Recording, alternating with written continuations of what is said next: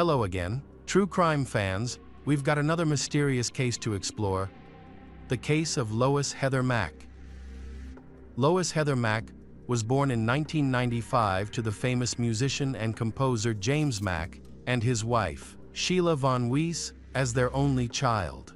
She received all the attention from her parents, coming from a wealthy family. Heather enjoyed a comfortable lifestyle and had access to everything she wanted. The family was very close-knit, like many other happy families, and they often went on vacation together. However, in 2001, when Heather was only 6 years old, they went on a cruise with Royal Caribbean. During the trip, James injured his leg.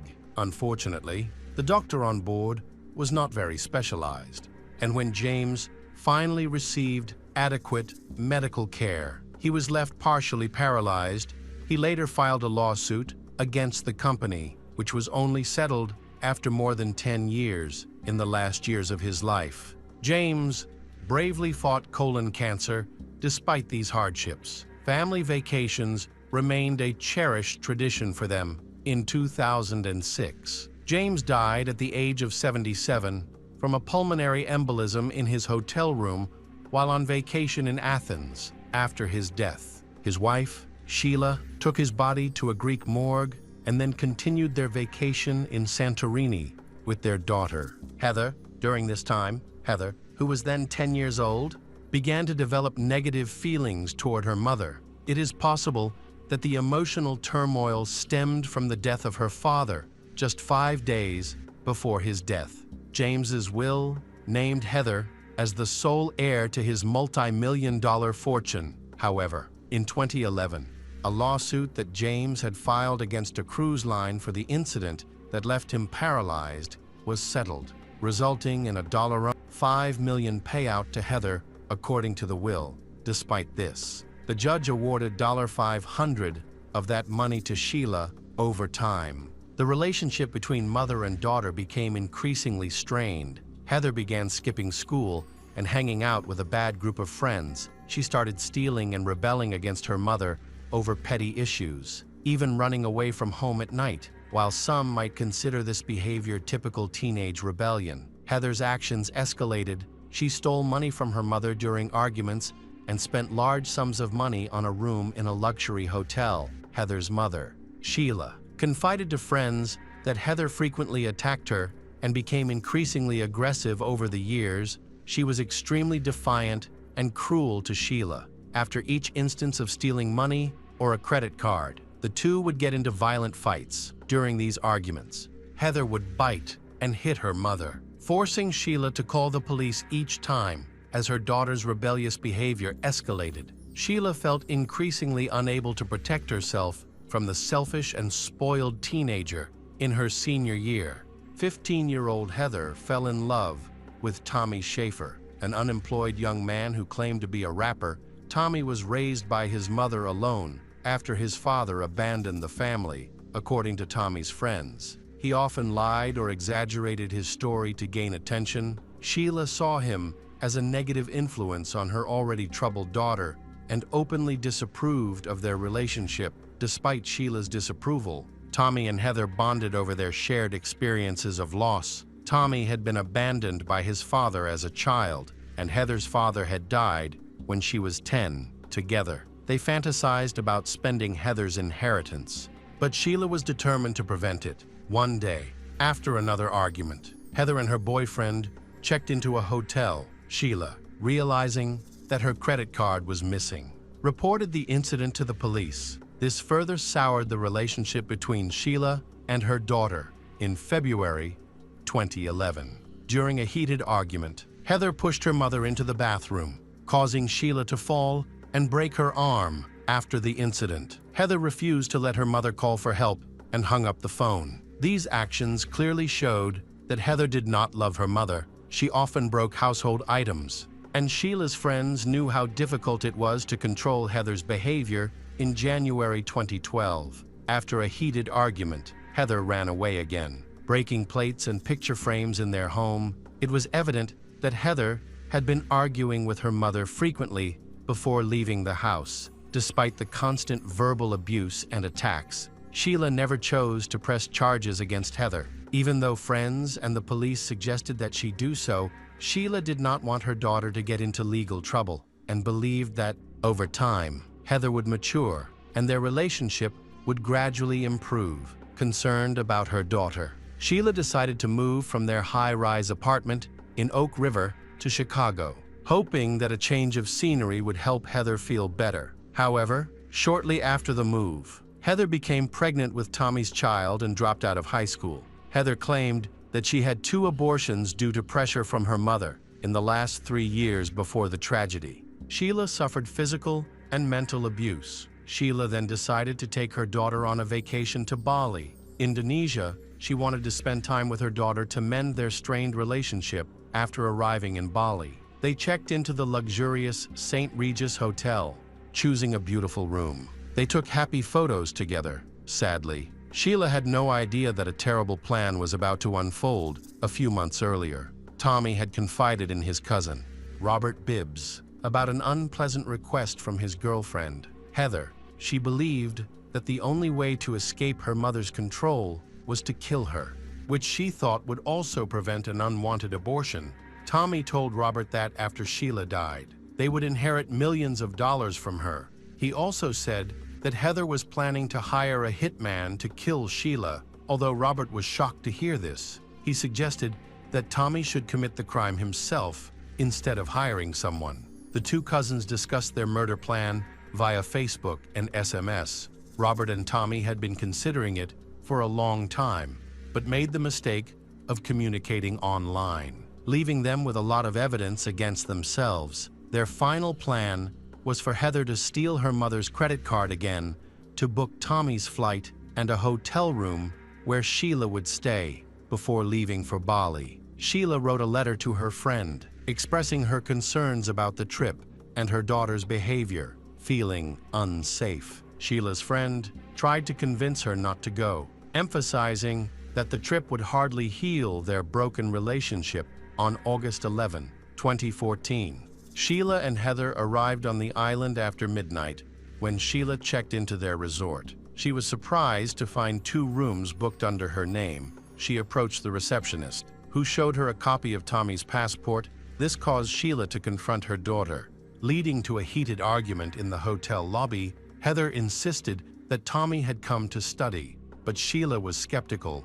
She felt that a high school dropout would be unlikely to come to Bali for educational purposes. Tommy arrived at the resort just hours after Heather and her mother. Heather texted Tommy to say that Sheila was still angry, but had eventually fallen asleep. Heather quietly left the room and went to Tommy's room. They walked together down the hotel hallway. Heather then returned to her room, and they exchanged text messages discussing how to deal with Sheila between 4 and 8 a.m. Heather and Tommy exchanged numerous text messages, in which it is believed that Heather had drugged her mother. In the messages, they mentioned that the drugs had not worked, causing Sheila to wake up. Tommy advised waiting at least 20 minutes to ensure Sheila would fall back asleep. The messages revealed that Heather was looking forward to the moment when she could kill her mother. Initially, Heather was supposed to carry out the murder, but she became frightened and asked Tommy for help. In the disturbing messages, Heather urged Tommy to stay strong. Tommy then contacted Robert, who was confused as to why Sheila had not died from the sleeping pills. Robert suggested drowning her, but Tommy informed him about the security cameras throughout the resort.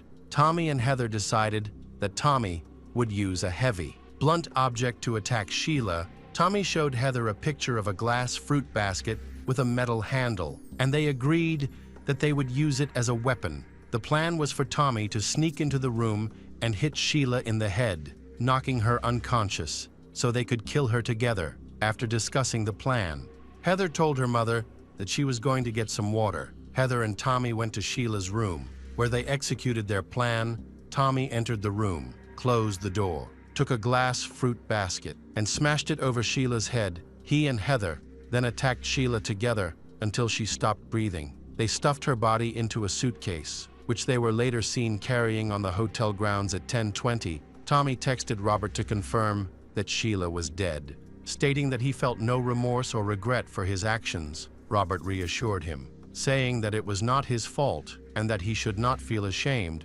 because Sheila was a bad person. At 10:43, Heather and Tommy loaded their luggage and took it to the 6th floor. Security cameras recorded them carrying the suitcase along with other items from the room. They then called a taxi and loaded the bedsheets and suitcase into it just before leaving. They noticed that the suitcase was leaking blood. Heather and Tommy told the taxi driver that they needed to check out of the hotel and asked him to wait outside for them, but the couple quickly escaped through the fire exit after waiting for a while. The taxi driver noticed that Heather and Tommy had not returned, so he opened the trunk to retrieve the suitcase. At that moment, he noticed blood and immediately contacted security. Together, they took the suitcase to the police station. When they opened it, everyone inside was horrified to discover Sheila's body. She had suffered serious injuries, mainly to her face, including a broken nose and jaw.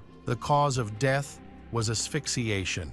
As the blow had broken her nose and blocked her airway, it did not take long to find Heather and Tommy. They were arrested the next day at another hotel less than a mile from the scene of the murder. The news reached Robert, who lived in the United States. When he saw the headlines about the arrest of Tommy and his girlfriend, he began texting friends in a panic, pretending to be shocked that Tommy had been jailed for murder. However, his earlier text messages with Tommy on the night of the murder showed that he was an accomplice. Initially, Heather and Tommy claimed that Sheila had been murdered by armed robbers, who then took the couple hostage. They said they had escaped, but were too scared to go to the police. However, after further questioning, Tommy changed his story, stating that he had killed Sheila in self-defense. He claimed that Sheila had reacted violently when they told her about the pregnancy. Heather supported this claim,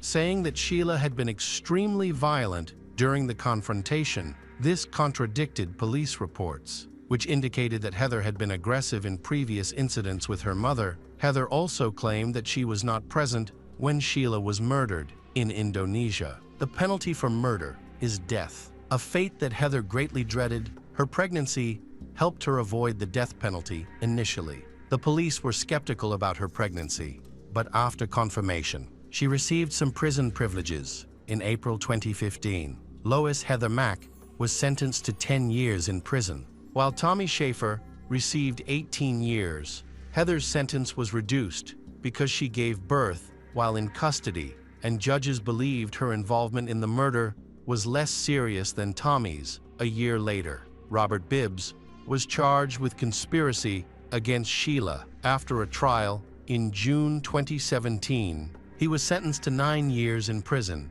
During this time, Heather was able to use her cell phone and social media, where videos of her smoking and enjoying herself in prison went viral. Heather made a shocking confession video, which was later deleted, in which she claimed that her mother had killed her father, James Mack. She also accused Sheila of being violent towards her, but these allegations were denied by Heather's uncle and aunt. Furthermore, it was confirmed that there was no foul play in his death. Sheila never pressed criminal charges against her daughter. Despite the injuries she suffered over the years, Heather spent 2 years raising her daughter in prison before she was placed with a foster family. Heather only served 8 out of her 10 years in prison after being released. Heather did not want to return to Chicago due to safety concerns and planned to stay in Indonesia. However, she was extradited to the United States because neither she nor her daughter had a visa. Heather was arrested by U.S.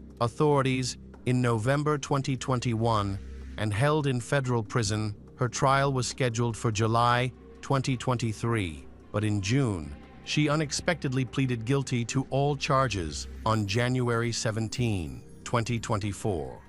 Welcome back to our channel. Today we will explore a new case, the case of Mike and Missy McAvoy. During a tropical storm in the Florida Keys, Missy McAvoy and Mike were murdered in their home. Missy was 9 months pregnant at the time, which made the case especially heartbreaking, not only for the police investigating, but also for the entire state of Florida today. We explore this shocking murder.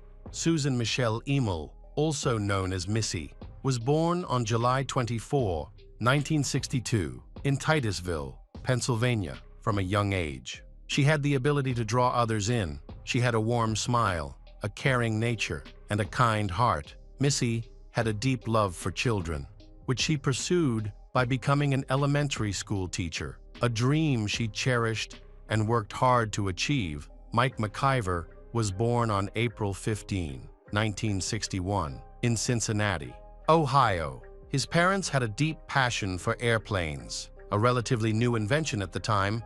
His mother worked as a flight attendant, while his father was an airline captain for Mike's family. Airplanes were not only a source of income, but also a shared love. Many childhood photos show Mike disassembling and reassembling planes with his family. Mike pursued his passion from childhood all the way to his career and eventually became a professional pilot in 1987. He met a girl named Missy, and he fell in love with her immediately. They first laid eyes on each other at a nightclub and talked non-stop all night. They felt like they were destined to be together. So they decided to start a serious relationship 2 years later. Mike and Missy moved to Key Largo, where they bought a spacious house in May 1990. They got married in a small ceremony in their backyard. Everyone who witnessed their marriage agreed that they were a perfect couple. Mike was healthy and successful, while Missy was beautiful, caring, and kind. They were both good people and had the potential to be wonderful parents. In January 1991, Missy found out she was pregnant. They began converting the living room into a nursery and were excited to plan every detail for their first child. The tropical storm hit the area in late August, bringing heavy rains and strong winds.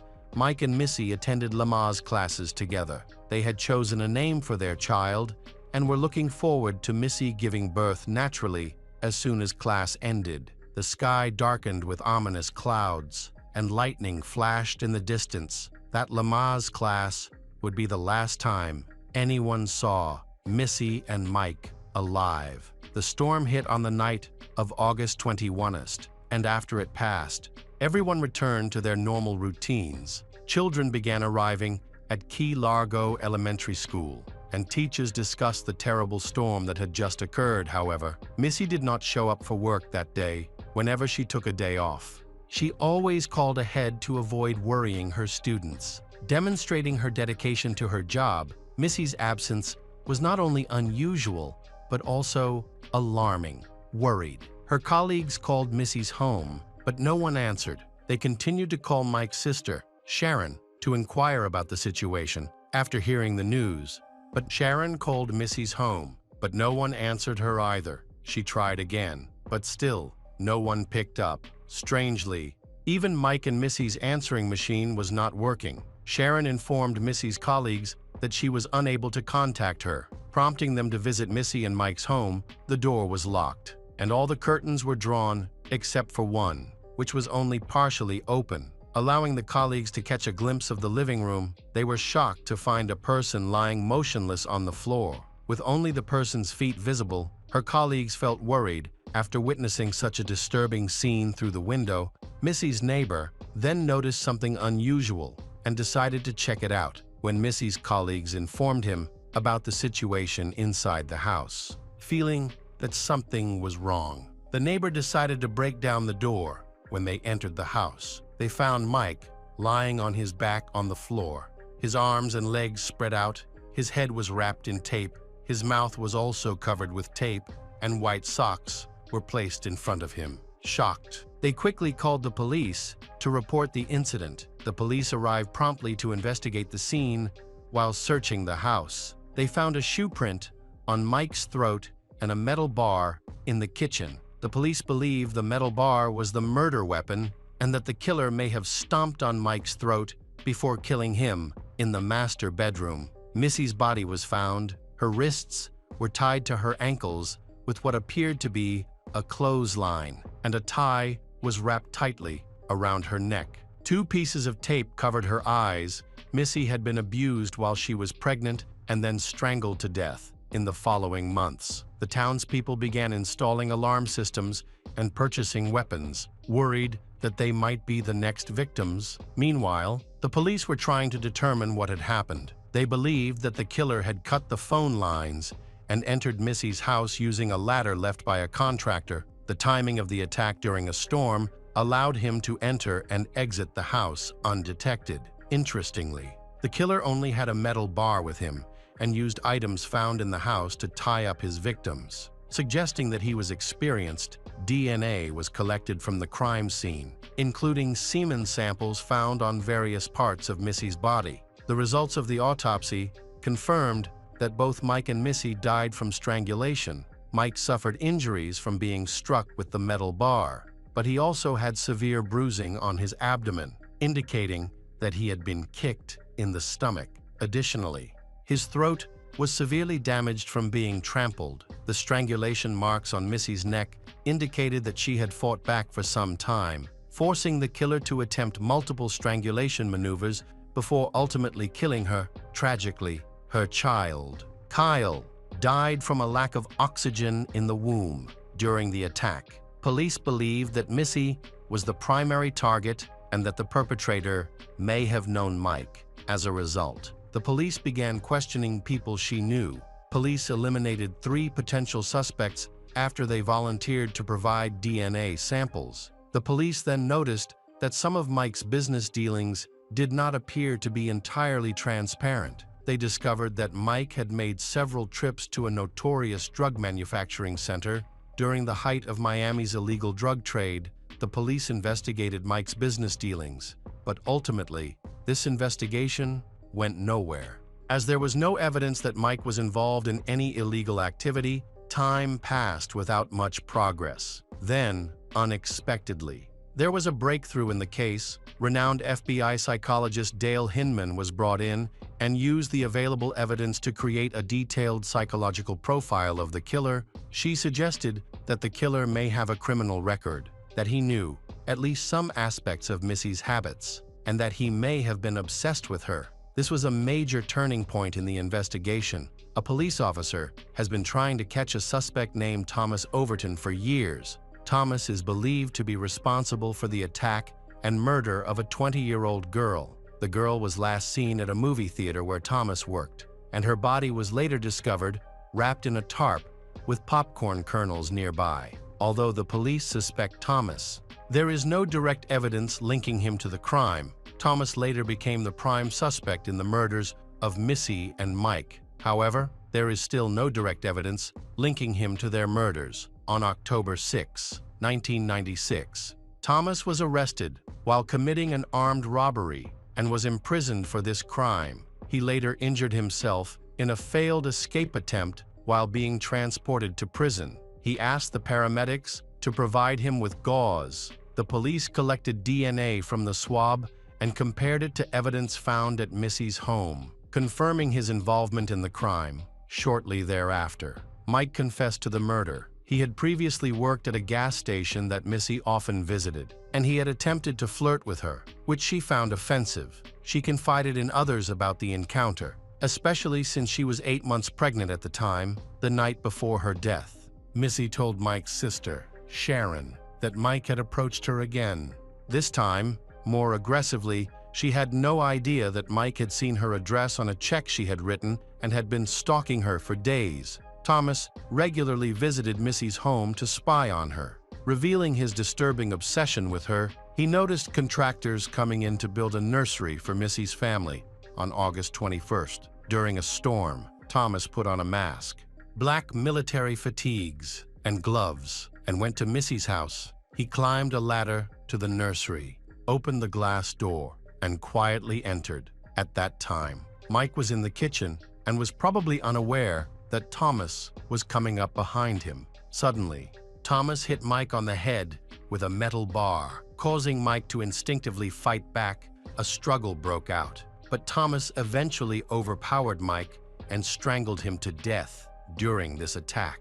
Missy entered the room, saw what was happening, screamed, and ran to her bedroom. Thomas followed her, and in his confession, he claimed that she begged for her life and tried to tell him that she was pregnant. However, her words had no effect on him. He then killed Missy and abused her. The trial of Thomas Overton began on October 17, 1998, prosecutors presented new evidence, including photos of Missy's pregnant belly that Thomas took after she was killed during the trial. Thomas smiled and gestured towards Mike and Missy's family throughout the proceedings. He remained cold and cruel, seemingly enjoying the attention and considering himself a victor. Despite the overwhelming evidence of his guilt, on March 18, 1999, Thomas Overton was sentenced to death for the murders of Mike and Missy McIver. He is currently on death row and has shown no remorse for his actions. Mike's parents died shortly after his death.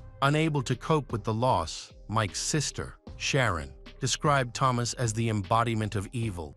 Hello everyone. Today we will learn about another case. The case of Vaughn family.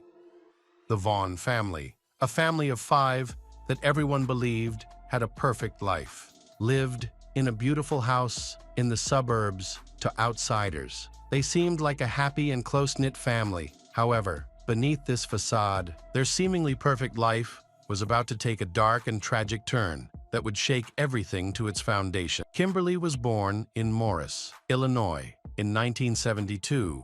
Into a well-off family, she has a twin sister named Jennifer. Her family valued education and personal growth, so she attended a prestigious school, participated in sports, and was known for her friendly and sociable demeanor.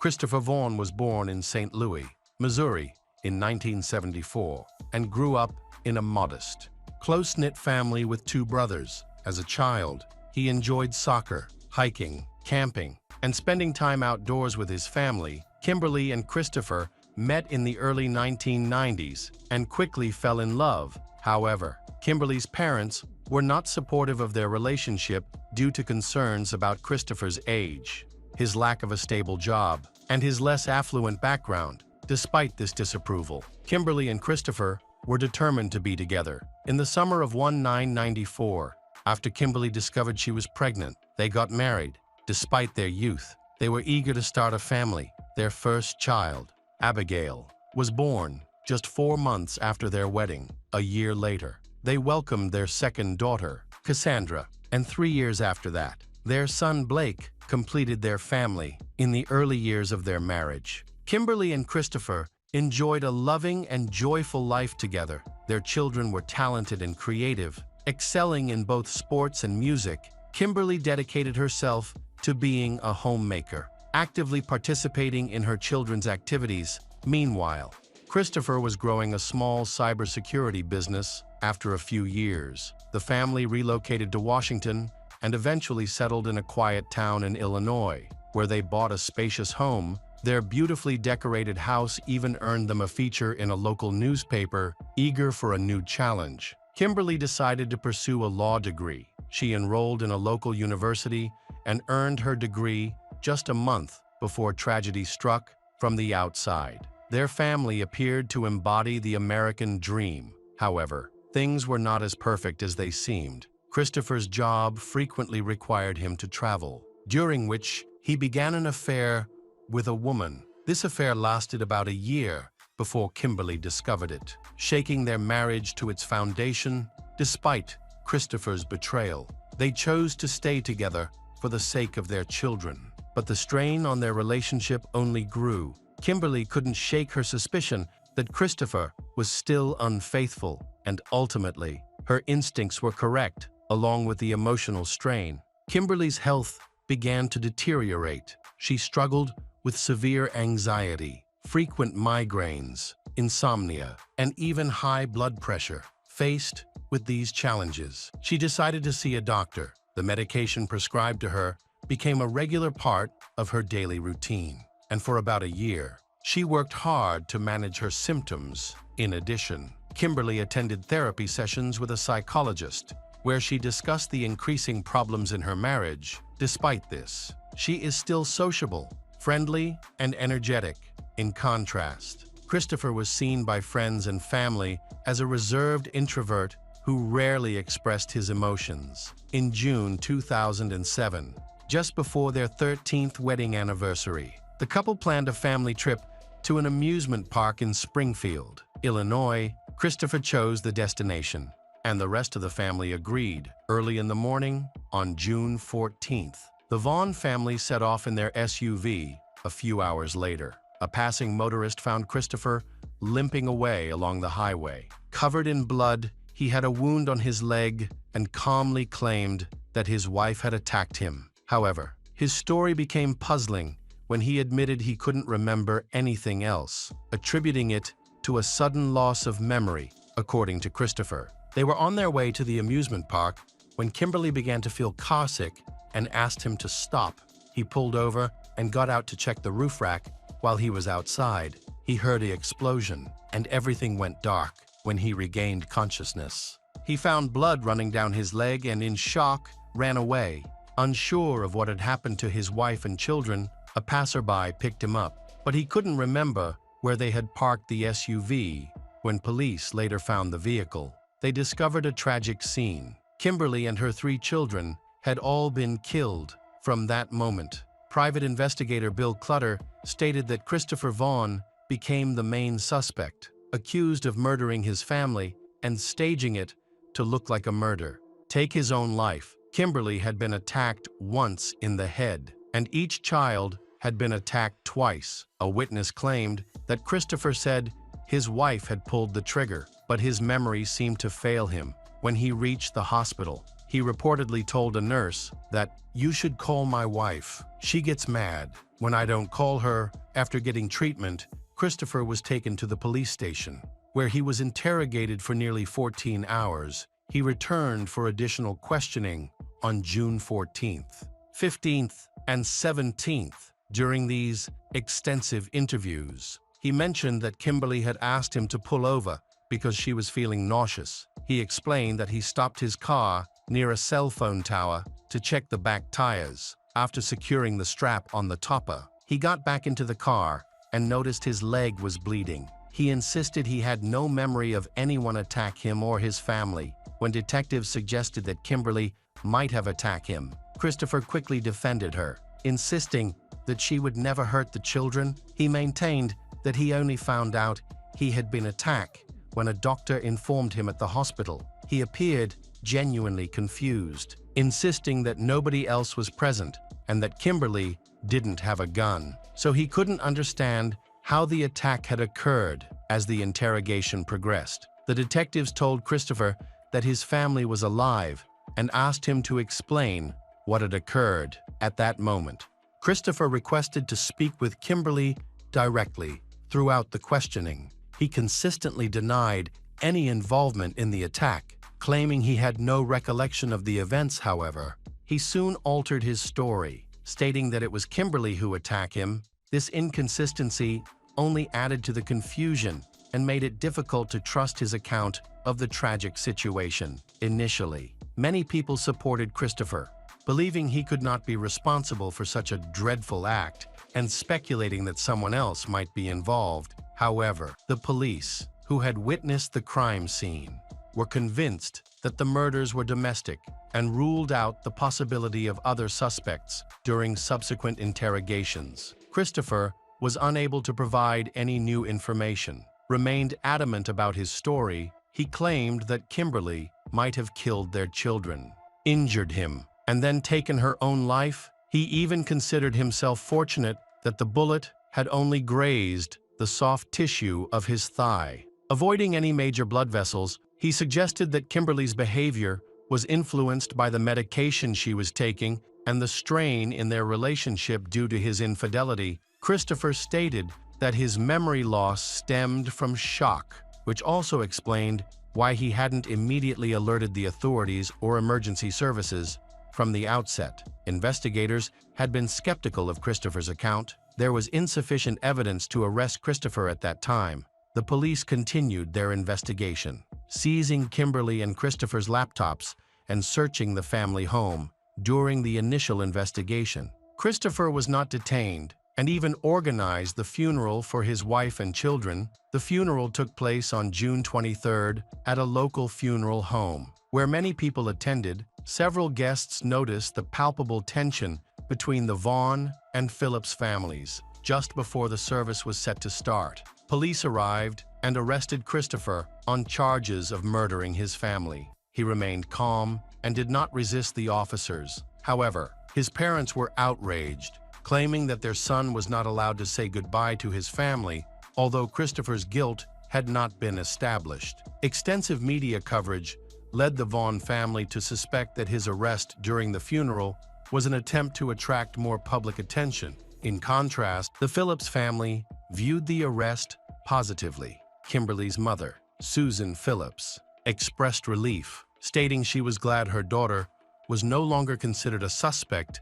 in the deaths of her children. When the investigation progressed, the investigators was discovered that Christopher had taken out a life insurance policy on Kimberly, which would pay him $1 million if she died. The more the police investigated, the more they believed Christopher was the main suspect in this tragic event. The investigation lasted over 5 years, during which Christopher remained in custody despite his constant claims of innocence. He faced serious charges that could have led to the death penalty if he had been convicted. He was assigned attorneys through a special program that provides legal defense for those facing capital punishment. Christopher's defense team worked diligently to shift the blame to his late wife, Kimberly. They presented evidence that she had various mental health issues, which were exacerbated by the marital problems stemming from Christopher's infidelity and her subsequent health challenges. They argued that the medication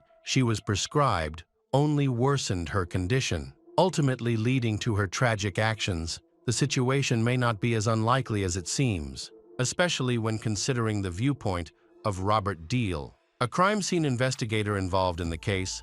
Robert has publicly supported Christopher, arguing that the bullet trajectory and other forensic evidence actually indicate that Kimberly was the attacker. He believes that investigators were overly focused on one theory and ignored other possibilities whenever Robert proposed ideas that contradicted the official narrative. He felt dismissed. He claims that the police insisted Christopher was a criminal mastermind who could outsmart everyone, including the experts. According to Robert, investigators often altered their theories to fit the evidence instead of allowing the evidence to lead them to the truth. The defense team highlighted that some crucial elements of the state's forensic case did not withstand scrutiny. For example, the state contended that Christopher unbuckled his wife's seatbelt after attacking her, claiming that a large blood stain near the latch came from Kimberly's injury. However, DNA tests later showed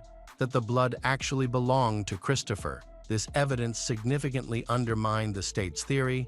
The defense presented additional evidence regarding Kimberly's situation. They pointed out that at the time of her death, she was taking medications, including nortriptyline and Topamax, to manage her migraine headaches just 2 weeks before her death. Kimberly had emailed Christopher, expressing that she had experienced a noticeable change in her personality and an increase in anxiety. Furthermore, her nortriptyline levels were found to be at the low end of the toxic range, suggesting that the medication could have negatively impacted her mood and behavior. The defense argued that these drugs might have caused her to act in ways that were uncharacteristic, possibly even leading to thoughts of self-harm or violence. The defense proposed that Christopher might have experienced dissociative amnesia, a condition that can occur after a traumatic event, which could explain his lack of memory regarding the tragic incidents. Dr. Todd Grande, a counselor specializing in personality disorders, addiction, trauma recovery, and assessments, noted that such cases are not uncommon. He explained that individuals can indeed lose their memory after a specific traumatic event. Like an accident, Dr. Grande remarked, "I've seen this many times. I have no doubt that it's a real condition," and citing instances following severe motor vehicle accidents. At this point, things were starting to look more promising for Christopher's case. However, just as hope was building, a significant change occurred. The state enacted new laws abolishing the death penalty. This change meant that Christopher lost the legal team funded by the Capital Defense Program. His defense team requested $250 to continue their work, but Christopher could not afford this amount. Consequently, he was assigned a public defender, and they had to begin his defense. From the ground up, Christopher's new defense team struggled to build a convincing case, especially after investigators examined his personal laptop, which had been taken during a search of his home. They discovered a large number of messages exchanged between Christopher and a Canadian man. The two had connected about 10 months before the incident on a social networking site and had maintained regular communication. Christopher confided in him about his dissatisfaction with his marriage, expressing a desire to escape family life and retreat to the wilderness. They talked about survival skills, camping, and living off the grid in isolated areas like forests,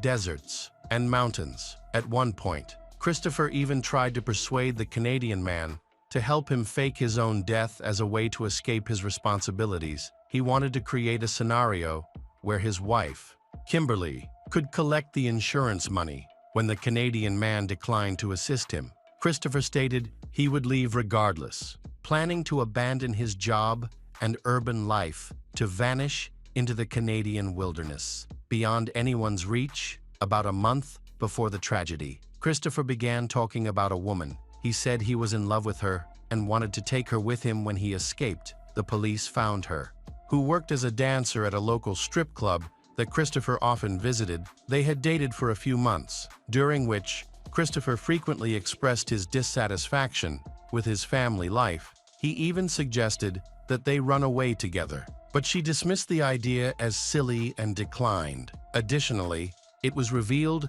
that Christopher had been seeing another dancer as well. He had lied to her, claiming he was single and had no children in order to impress her in his desire to start anew. Christopher spent a lot of money and proposed that they escape to another country together. With the new evidence presented, Christopher could no longer deny his involvement, especially after significant changes were made to his defense team. The trial of Christopher Vaughn began in the fall of 2012 and quickly attracted media attention. Throughout the trial, compelling evidence emerged. Christopher had purchased a weapon shortly before the tragic incident and had practiced at shooting ranges multiple times. Including the night before the family trip, forensic experts determined that the bullet wound on Christopher's thigh was inflicted at nearly point-blank range, contradicting his claim that his wife, Kimberly, attacked him while he was outside the car and she was inside. Another critical piece of evidence came from bloodstains found on Christopher's clothing.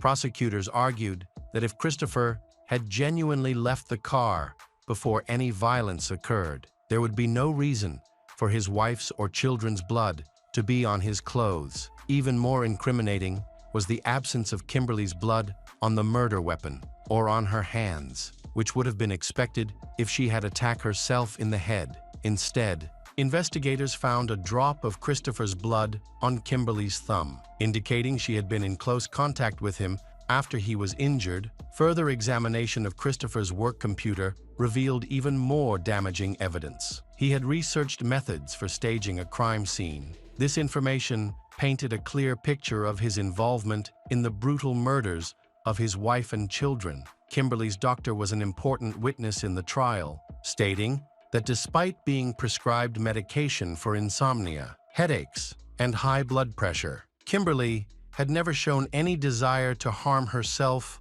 or others. The defense tried to challenge this evidence, but the jury ultimately found Christopher Vaughn guilty of the brutal murders of his entire family. He received 4 life sentences, 1 for each family member, without the possibility of parole. Shortly after the sentencing, Christopher made an unexpected claim that he had clearly remembered the details of that tragic day and had never actually lost his memory. He stated that the gunshots occurred after he got out of the car and that he then saw the bodies of his children. According to him, his wife attacked him in the leg while yelling that it was all his fault before turning the weapon on herself to end her life. This new account was deemed ridiculous and did not affect the jury's decision, despite the significant evidence against him. Christopher's parents continued to advocate for his innocence publicly. For years, they appeared on talk shows,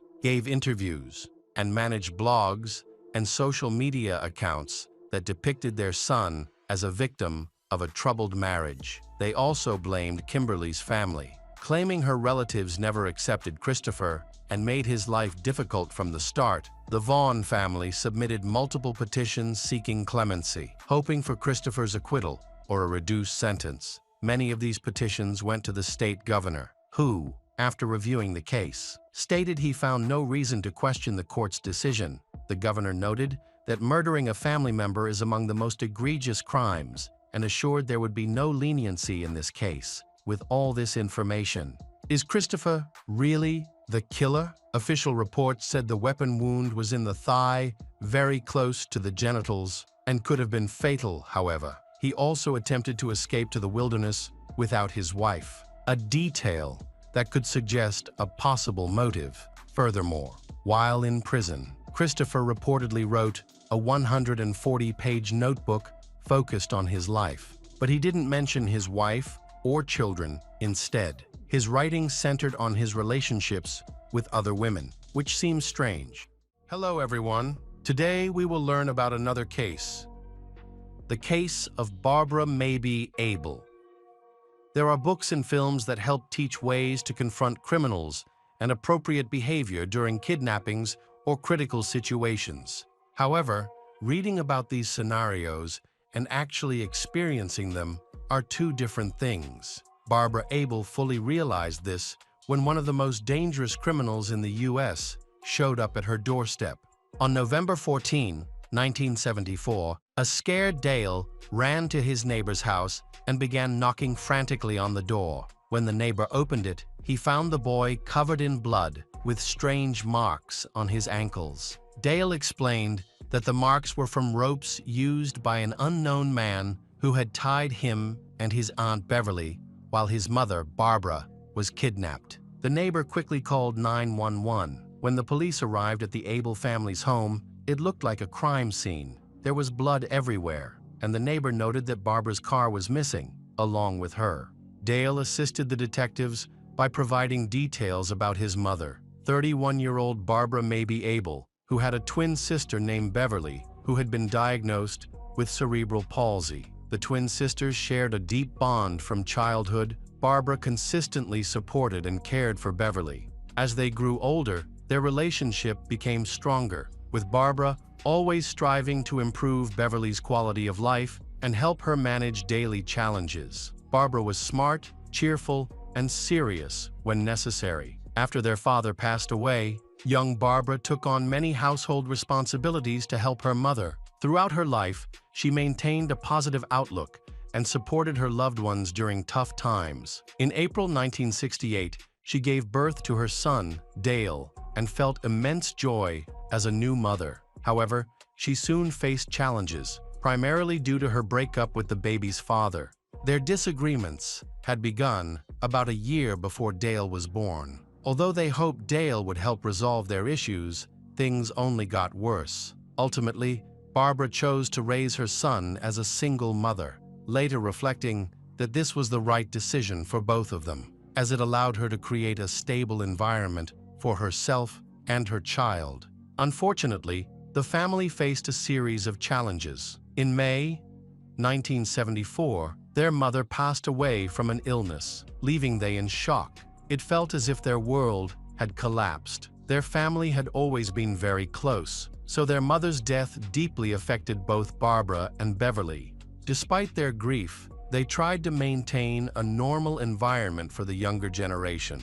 Barbara worked diligently, writing and taking a job at a radio station, while Beverly managed household chores. They lived in a modest home in Palm Beach, Florida, and surrounded 6-year-old Dale with love and care, gradually recovering from this tragedy. On November 14, 1974, it seemed like an ordinary day for the Abel family. Beverly assisted Barbara in getting ready for work, and Dale was preparing for school. After dropping Dale off, Barbara went to the radio station where she worked as a news editor. Around noon, she tried to call Beverly, who was at home, but there was no answer. This was strange because Beverly never missed calls. She was always eager to talk, but this time she didn't even call back. Initially, Barbara thought her sister might have fallen asleep and didn't think much of it, so she continued with her work. After leaving the radio station around 5 p.m., she picked up Dale and headed home, expecting to see her sister there. As soon as they entered, she called Beverly, but there was no answer. Barbara asked her son to find his aunt, thinking she might have been listening to music and hadn't heard them come home. While Barbara went to the kitchen, she felt a sudden and intense fear that sent a chill down her spine. It was a deep, instinctual dread, and in that moment, she heard a voice say, "Don't turn around or I'll attack." Just then, her son Dale rushed into the kitchen and said that his aunt was in the bedroom and bleeding. When Barbara turned around, she saw a man pointing a weapon at her and Dale. Staying calm, she told the intruder that she needed to see her twin sister because she was worried about her. This was a risky move, but it seemed to impress the man, who agreed to let her see her sister. With the weapon still aimed at them, Barbara and Dale cautiously walked toward the bedroom, trying to keep Dale away from the armed man. Beverly was in the bedroom, lying on the bed with a gag in her mouth, crying. Barbara kissed her sister and whispered that everything would be all right. Barbara noticed that Beverly was undressed under the blanket. Unable to hold back her feelings, she confronted the attacker, questioning whether he had abused Beverly. He responded with laughter, claiming he had attempted to assault Beverly but had failed. His cruel smile and taunting words sent another chill down Barbara's spine. Following this, she tried to bribe the assailant. She revealed that she had a significant amount of money at home and was willing to give him her car keys. In return, she pleaded with him to leave them alone and not to harm them. The stranger, however, expressed his desire to take her child and reach for the boy. Barbara firmly declared that she would never give up her son and instead offered to take Dale's place. The man agreed. The assailant identified himself as Paul John Knowles and claimed he had just escaped from prison, stating he had no plans to return. He warned Barbara that he wouldn't harm her as long as she followed his orders exactly. Although Barbara knew he was lying and likely wouldn't let her go easily, she felt she had no good options left. Her primary concern was the safety of her son and her injured sister, who needed help. However, Paul was determined to keep them as hostages to buy time for his escape. He tightly bound Dale's and Beverly's hands and feet on the bed. Barbara was horrified at the thought of leaving her loved ones in such a vulnerable state, but she realized that any resistance could endanger their lives. Throughout this terrifying situation, she remained calm, speaking to her family as if everything was normal, reassuring them that it would all be over soon and that they would be all right. This approach worked. She managed to soothe her child and keep the kidnapper from becoming agitated. Barbara emphasized that they should not provoke Paul, as she had no way of knowing his true intentions. Her goal was to lead the attacker far away from her home and loved ones, then find a way to escape and alert the authorities. Paul accepted the offered money and car keys. He pointed the weapon at Barbara, then got into the car and drove away. Throughout this time, Barbara was primarily concerned about her family. More than 30 minutes later, Dale escaped and sought help. The police responded to the call. They found an abandoned car near the house, which was the vehicle used by the kidnapper. The car was registered in one state, but its license plate had been stolen from another location. Investigations revealed that the car had been stolen from a man named William Bates a couple of months earlier. Eventually, William's body was discovered, strangled, in Ohio. Inside the car's glove compartment, detectives discovered numerous credit cards and insurance policies, the majority of which belonged to Carswell Carr. The man had become a victim of a double homicide along with his 15-year-old daughter, Amanda, just days before Barbara's kidnapping. The tragedy at the Carr home in Milledgeville, Georgia, was one of the most horrifying scenes the investigators had ever witnessed. A 15-year-old girl had been brutally strangled, and her father had suffered around 30 stab wounds. It was evident that the perpetrator was a dangerous individual, prepared to kill anyone who interfered. On November 6, 1974, the Carr home, located almost 7 kilometers from where Barbara lived, was found ransacked. Inside the car, discovered near the home of Barbara. A will belonging to a man named Paul John Knowles was also found. Once law enforcement checked their database, they identified Paul as an escaped serial killer. Authorities linked him to at least 35 murders across the United States. He traveled aimlessly, leaving behind trails of blood and bodies, completely indifferent to the consequences of his actions. He selected his victims randomly, unlike most psychopaths, who usually target a specific type. He took lives with the same pleasure, whether the victim was a child or an adult. He left behind a lot of evidence, but there were no hints about his next actions. Meanwhile, Barbara and Paul were driving a Barbara's car when he discovered he was wanted by the police. He forced Barbara to change the radio station. She complied and noticed that he seemed to expect the news to be on all channels, while others remained quiet, which frustrated him. At that moment, she was still unaware of his true nature. Suddenly, he confessed to having killed several people. This made Barbara uncomfortable, so she tried to change the topic to distract him from his violent past by discussing the weather, movies, or anything unrelated. Despite her attempts, he continued to casually mention his killings. Barbara began to act flirtatiously, realizing that her femininity might be her only chance for escape. Barbara decided to try to win him over. She called him sweet and offered him a cigarette. When Paul asked why she was being so nice, Barbara replied that she didn't believe he was a bad person, and even said he reminded her of the famous actor Robert Redford. This seemed to work. After the comparison, Paul became much more responsive, calm, and easier to talk to. They continued their conversation as if nothing bad had happened, as if they were simply on a date. Paul asked Barbara what she did for a living. She replied that she was a news editor on the radio and dreamed of writing a book. This excited Paul, who seemed genuinely interested in her ambitions, especially the idea that she could write a book about him. He expressed a desire to become famous, mentioning that he wanted the book's proceeds to go to his mother, but he didn't specify how he planned to achieve that fame. He repeatedly claimed to have killed many times. Although she was terrified, Barbara tried to hide her fear and remain calm.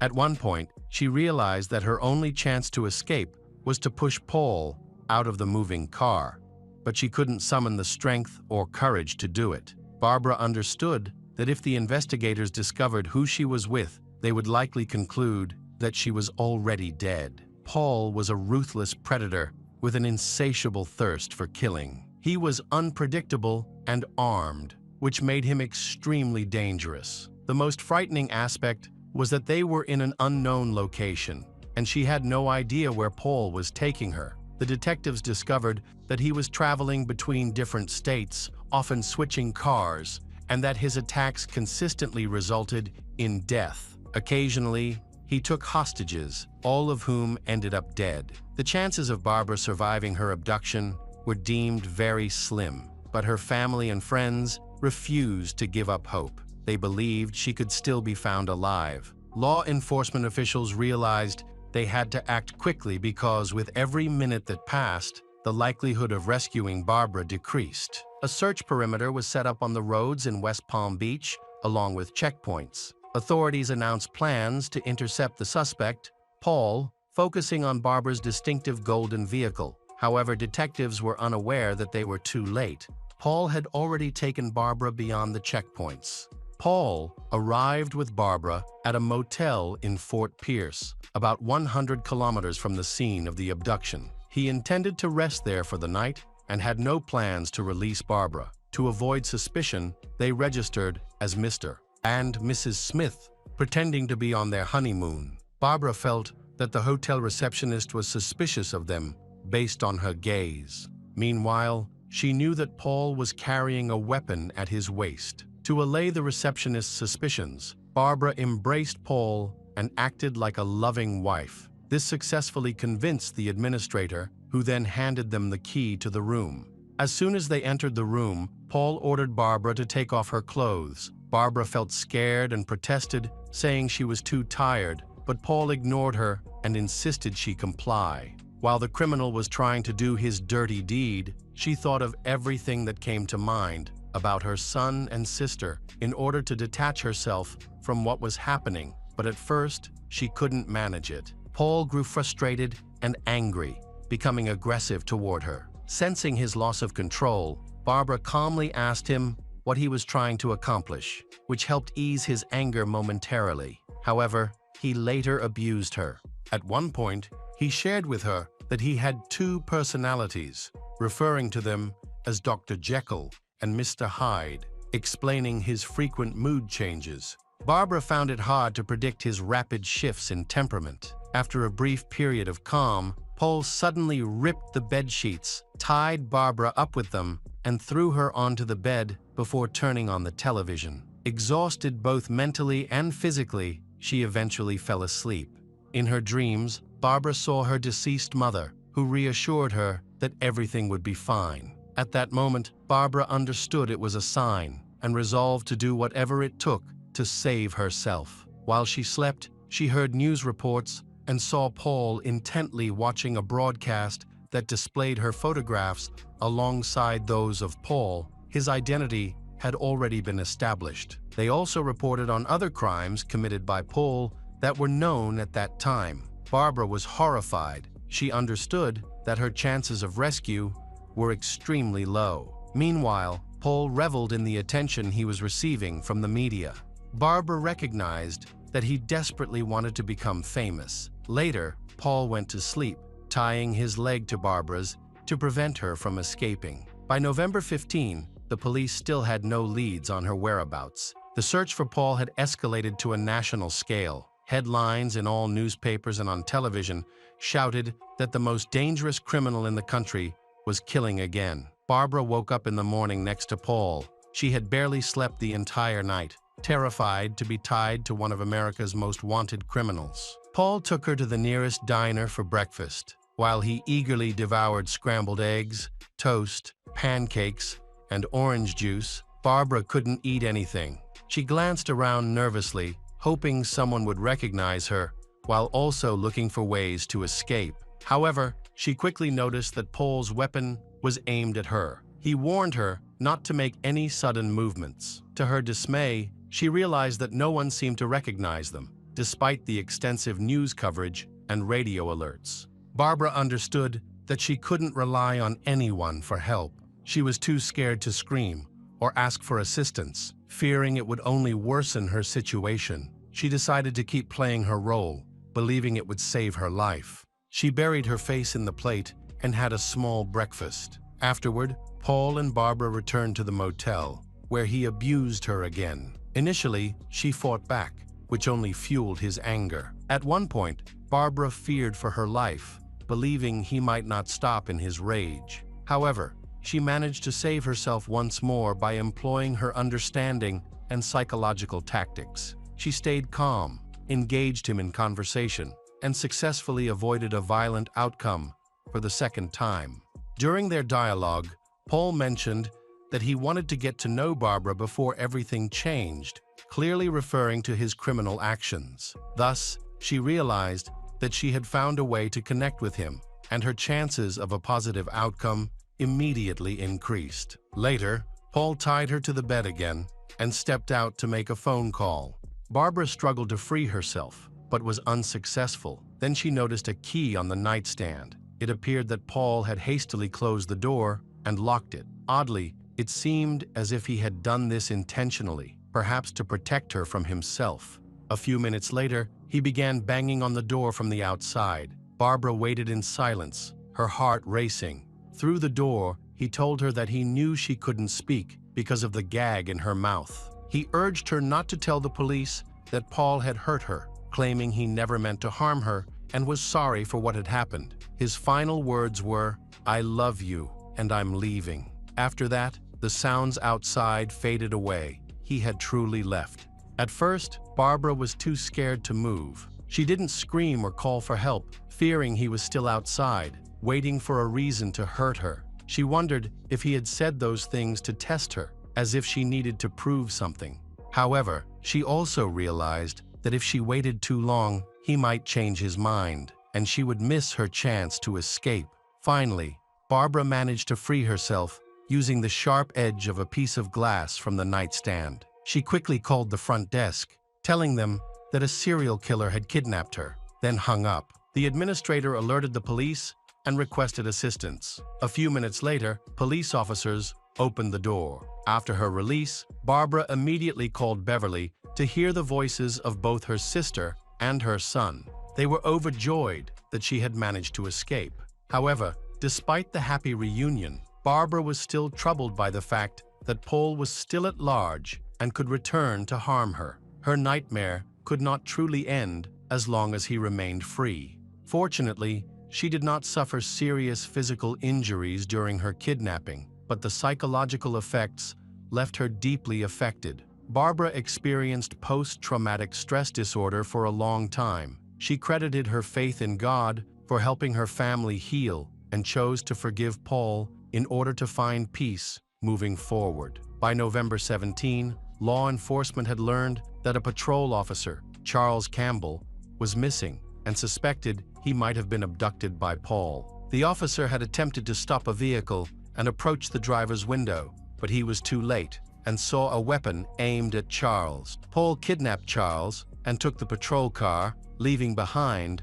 Barbara's car. Shortly after, the police vehicle was found abandoned on the roadside while Paul was trying to stop another driver, James Mayer. Now, Paul had two hostages, whom he later transferred to another vehicle after killing the driver. About 100 kilometers into Georgia, a gas station employee noticed a man in uniform acting strangely in the back seat of one of the vehicles that had pulled in. He promptly alerted emergency services. After the vehicle left, the employee reported his observations, which helped law enforcement identify the car and its location. They initiated a chase and managed to intercept the vehicle. However, Paul refused to stop, even with flat tires. Driving on flat tires didn't last long. He lost control and crashed into a barrier. Paul abandoned the vehicle and fled into the woods. The police chased him closely, and explosions were heard from the forest. Despite this, Paul managed to escape again. The following day, a hunter saw Paul in the woods. He noticed that Paul was injured and reported the sighting to the authorities. Eventually, Paul was captured and refused to reveal the location of Charles and James, the driver of a stolen car. On December 18, about a month after their abduction, they were found tied to a tree in Georgia, both dead from wounds inflicted by a weapon. News of Paul, the most dangerous serial killer, spread on television, bringing relief to Barbara and her family. She had spent over a day in captivity and fully realized the threat the detectives were facing. Barbara remembered that he had escaped from prison before and feared it could happen again, leaving her and her family feeling unsafe for a while. They moved in with relatives, but this offered little comfort to Barbara.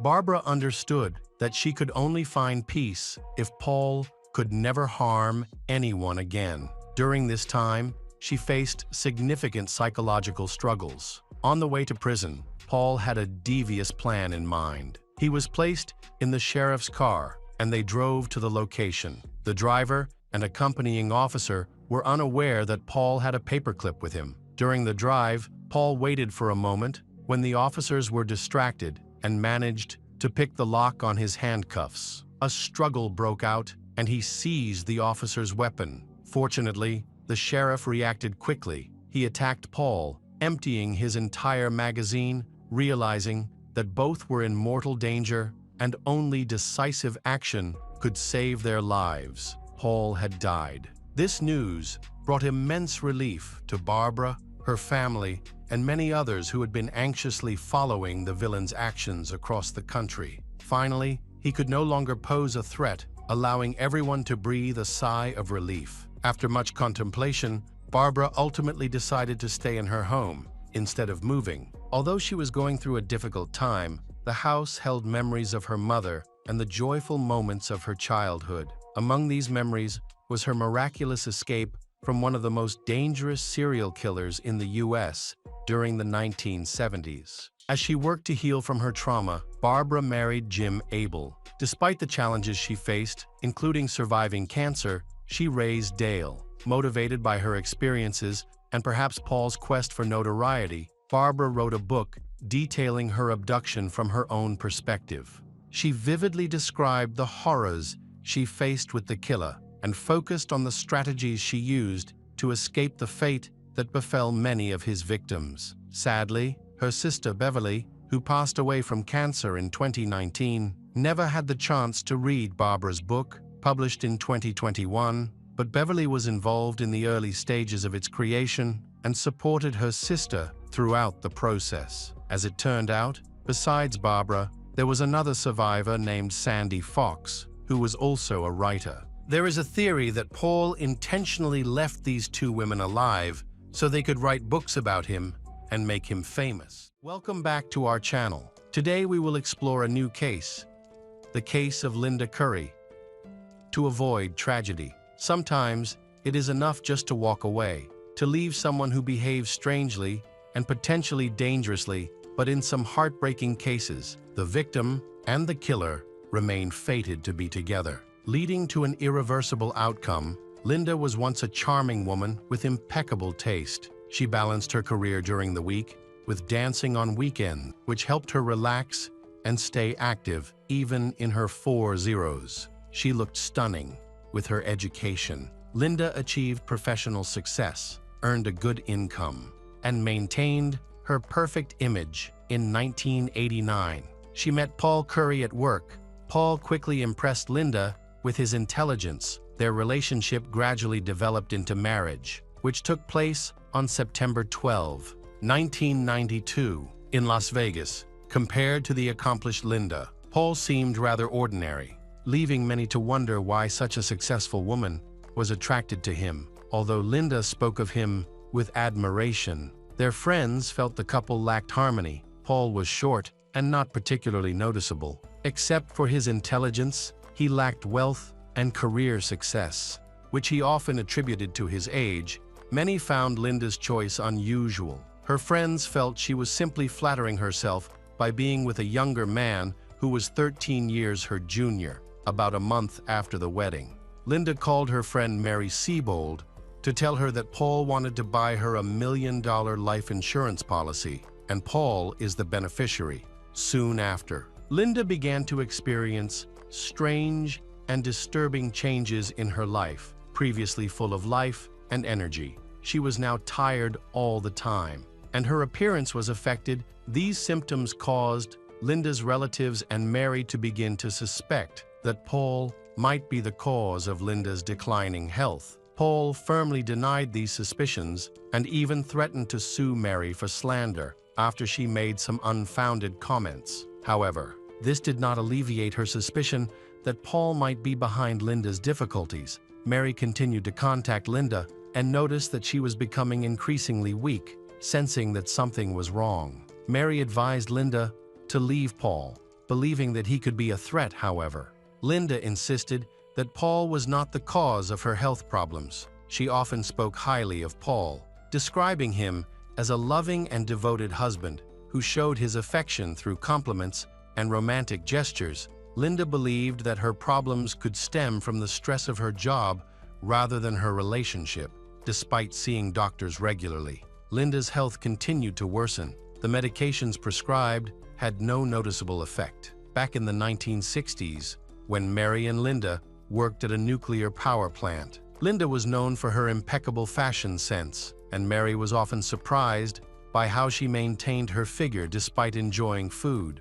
During their regular meetings at work and outings, the two women formed a strong bond, sharing everything about their lives. Mary admired Linda's exceptional taste as she skillfully matched outfits, shoes, bags, and accessories. Mary and Linda shared a passion for fashion and beauty. They were also ambitious, career-focused individuals determined to succeed in their respective fields. Linda advanced quickly in her career. She started as a secretary and eventually became a manager with her own office. Linda had been married twice, but had ended both marriages. Afterward, she began a long-term relationship with an insurance agent named Bill Sandretto. They dated for over 8 years, but they never chose to get married. Primarily because Bill valued his independence, Linda and Bill went through multiple breakups during this time, but they always reconciled since the 1980s. Linda has become the head of the department and started earning a good income. Linda was enthusiastic about spending money, but she made an effort to avoid impulsive purchases. She managed her budget well and planned to make several major purchases. In addition to maintaining her fashionable appearance, she bought a car and a spacious house in San Clemente, California.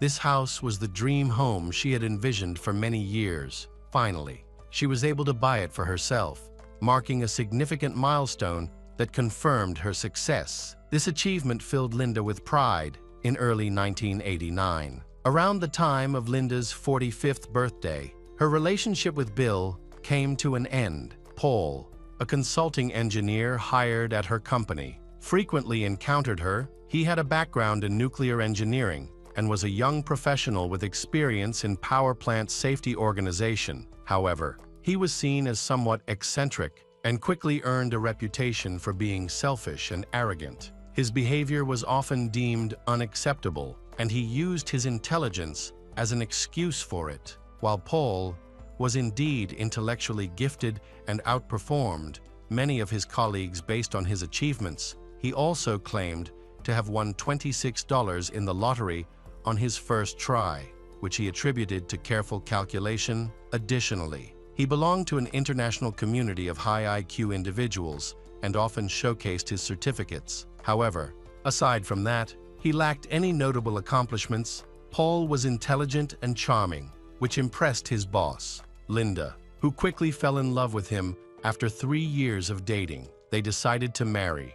Fulfilling a long-held dream of Linda's, Linda often described their relationship as very loving, which seemed to justify her choice, even though she later confided to friends that there was no intimacy between them, as Paul showed little interest. Shortly after their marriage, Paul suggested they merge their finances.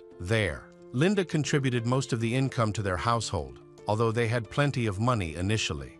Linda soon realized that her salary was not enough to cover their expenses. Despite her careful budgeting in the past, she found it increasingly difficult to save, and her funds were nearly depleted each month before her next paycheck. When she investigated the issue, she discovered that Paul had been using their joint finances to support 2 ex-wives and 3 children, whom Linda had not known about before their marriage. He dismissed this as a minor deception, and unfortunately, Linda believed him. This revelation surprised her friends, as she had always been financially responsible. As their marriage continued, Paul displayed increasingly suspicious behavior, leading to repeated concerning incidents, along with the story of the insurance contract. This raised red flags since he entered the marriage without any assets. While Linda owned a large mansion, multiple cars, and had invested in designer renovations, she still dressed elegantly and had a taste for expensive items, none of which Paul possessed. Paul must have known that his wife already had several life insurance policies in place, but he was not listed as a beneficiary on any of them. Her sister, ex-boyfriend, and other close relatives were. Instead, there seems to be no good reason for a new insurance policy. Many suspect that his motives were driven by a desire to gain financially in the event of her death, and many began to seriously fear that he would not just wait for such events, but might somehow expedite the process. Just 6 months into their marriage, Linda began to doubt her husband's true intentions. Around this time, her friend Frankie Thurber went through a divorce and found herself in a tough situation. In 1993, Linda offered Frankie a temporary place to stay in her mansion. Influenced by Frankie's experiences, Linda started to question whether her husband genuinely loved her, thinking he was trying to exploit their relationship. As a result, she asked Frankie not only to stay with her, but also to keep an eye on Paul and report any suspicious behavior. Even Frankie noticed that Paul had strong feelings for Linda, which showed in his actions. Although Paul wasn't wealthy and couldn't shower her with gifts, he expressed his love by taking care of her. He would cook delicious meals and pamper her with treats when she came home from work, followed by running a hot, foamy bath for her. This daily ritual became Linda's favorite. Observing this, and after listening to Frankie, even Mary eventually agreed that Paul seemed to be a loving husband, dedicated to making his wife happy. In June 1993, just before their first wedding anniversary, Linda's health began to decline. She experienced a mysterious illness, feeling persistently unwell without any typical symptoms of common ailments, like a cold. Instead, she suffered from ongoing stomach issues. Her condition worsened rapidly, and within a few days, she was hospitalized. By then, Linda was unable to get out of bed, shocking everyone around her, including her doctors. As she was once a healthy and vibrant 45-year-old woman, despite extensive examinations, the cause of her illness remained undetermined. In early July 1993, Linda was admitted to a hospital in Samaritan due to gastrointestinal problems. She was given a private room and assigned a qualified nurse for her care. Paul, her husband, stayed by her side and did everything he could to support her. 2 days after the admission, the nurse connected Linda to an IV for hydration and briefly left to attend to another patient. When the nurse returned, she noticed something alarming. The saline bag appeared unusually dark. The fluid looked cloudy and slightly yellowish, suggesting that something might have been added to it. The nurse quickly disconnected Linda from the IV, took the bag for lab analysis, and reported her findings to the hospital management. On that day, Linda received a visit from her ex-boyfriend Bill, who was shocked by her frail appearance. Linda looked emaciated, as if she was struggling to survive. Within a week, she decided to go home, despite having difficulty walking, and was discharged from the hospital. However, her happiness was short-lived. Just 21 days later, she was readmitted due to a stroke. Linda nearly died, but was saved at the hospital. Subsequently, an analysis of her IV bag revealed a dangerously high dose of the painkiller lidocaine, which should not have been present for intravenous use. The medical center's management contacted the police, prompting an investigation that focused on one suspect, Paul, who was accused of attempting to poison his wife. Despite these alarming developments, Linda maintained that she loved Paul and had no plans to leave him. Did she realize that he might be the poisoner? It's possible that she simply pushed such thoughts away and didn't want to believe them. Meanwhile, her friends and family rallied against Paul, urging Linda to end the relationship for her safety. Nevertheless, she chose to stay with him. Linda eventually recovered from her mysterious illness, but the investigation into the poisoning stalled without any conclusions. Just 5 months later, in December 1993, Linda fell ill again with the same mysterious illness that doctors could not diagnose. Paul took her to a different hospital in Mission Viejo, where no one knew him, although he expressed distrust in the local specialists. The doctors there largely repeated the same diagnoses and conclusions as before. It appeared that Linda was being poisoned slowly. The medical staff also began to suspect her husband, who was always nearby. A nurse was assigned to monitor and care for Linda. She secretly communicated with Linda and warned her that her husband might have ulterior motives. A few days later, a similar incident occurred to one that had happened 5 months earlier. The nurse had briefly stepped out, leaving Paul alone with Linda. When the nurse returned, Paul was missing, and the IV drip bag looked different. It was later analyzed and found to be contaminated with unknown substances. The medical staff was already suspicious of Paul, believing he might be involved in an attempt to harm Linda to ensure her safety. They even placed a warning sign at the entrance of her room, with the content prohibiting Paul Curry from entering without an escort. The police were called back to Linda's room, where she explained that Paul had significant credit card debts, yet she insisted he was a wonderful, devoted, and loving husband. She maintained that he was very kind and could never harm her. It was possible that both medical institutions had misjudged the situation. When investigators interviewed Paul, he insisted that he had no idea what was happening to his wife and was simply waiting for her recovery. However, case records revealed a troubling discovery during searches of their mansion. in Paul's room, on his dresser, were all the life insurance policies taken out on his wife. This raised suspicions after Linda was discharged from the hospital.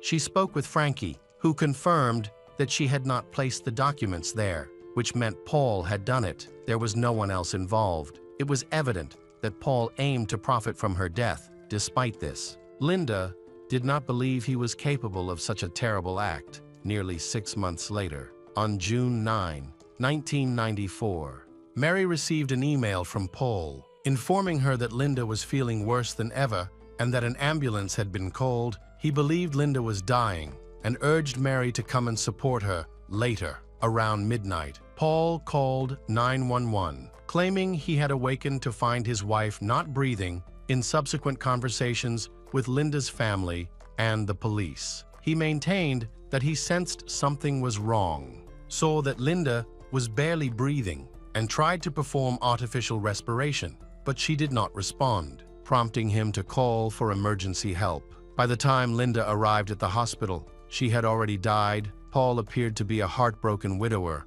crying on the shoulders of Linda's family and friends, while they all quietly suspected him of murder. During the autopsy, the forensic expert found an unusual mark behind Linda's right ear, which they believed might be a sign of a syringe injection. A toxicology report later showed that Linda had a lethal amount of nicotine in her blood. This was particularly puzzling since Linda had never smoked. How could nicotine have entered her system? Consequently, her death was ruled a murder. But authorities found no evidence linking Paul to the crime. There were no syringes or needles at the scene, and the IV bags from previous cases did not have Paul's fingerprints. Meanwhile, Paul attempted to claim $1 million in life insurance from his deceased wife because he had previously successfully convinced Linda to purchase a new policy. Soon after Linda's death, it was discovered that she had handwritten a note, leaving half of her estate to her sister. This infuriated Paul,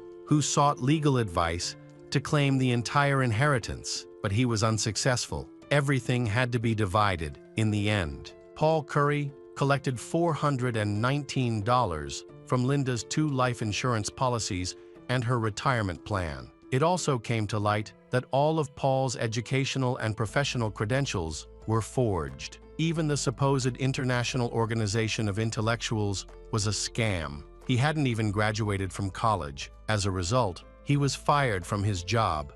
Now, these incidents were decided to be viewed in a new light. In 2002, the former state prosecutor retired, and a new one took over, showing immediate interest in Linda's case. At the time of Linda's death, he was still in law school, but he had since become the district attorney and was eager to make a name for himself. He was particularly intrigued by the media used to store evidence from the mid-90s, especially the extensive analysis of microcassette analysis. All conversations with suspects and witnesses had been recorded, including an interview with Linda conducted shortly before her death while she was in the hospital in August 19, 1993.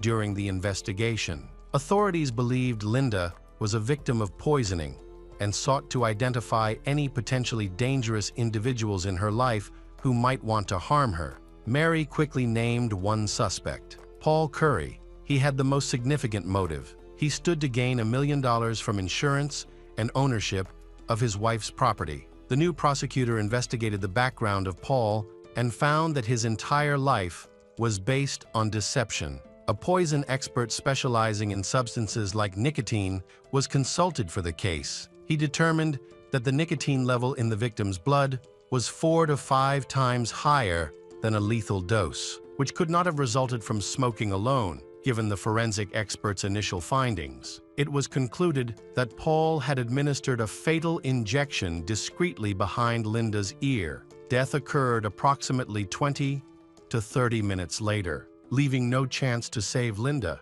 In addition to nicotine, significant amounts of a sedative and sleeping pill were detected in her blood. It appeared that he first sedated his wife to administer the lethal injection without raising suspicion. Adding the sleeping pill was easy for him since he often cooked for Linda and experimented with different sauces and spices. A neighbor testified that Paul went to the store for cigarettes that evening. However, it was clear that Linda could not have absorbed such a high dose of nicotine even if she had smoked 5 packs. The nicotine must have been injected. After losing his job, Paul relocated to Kansas, where he remarried and had a son.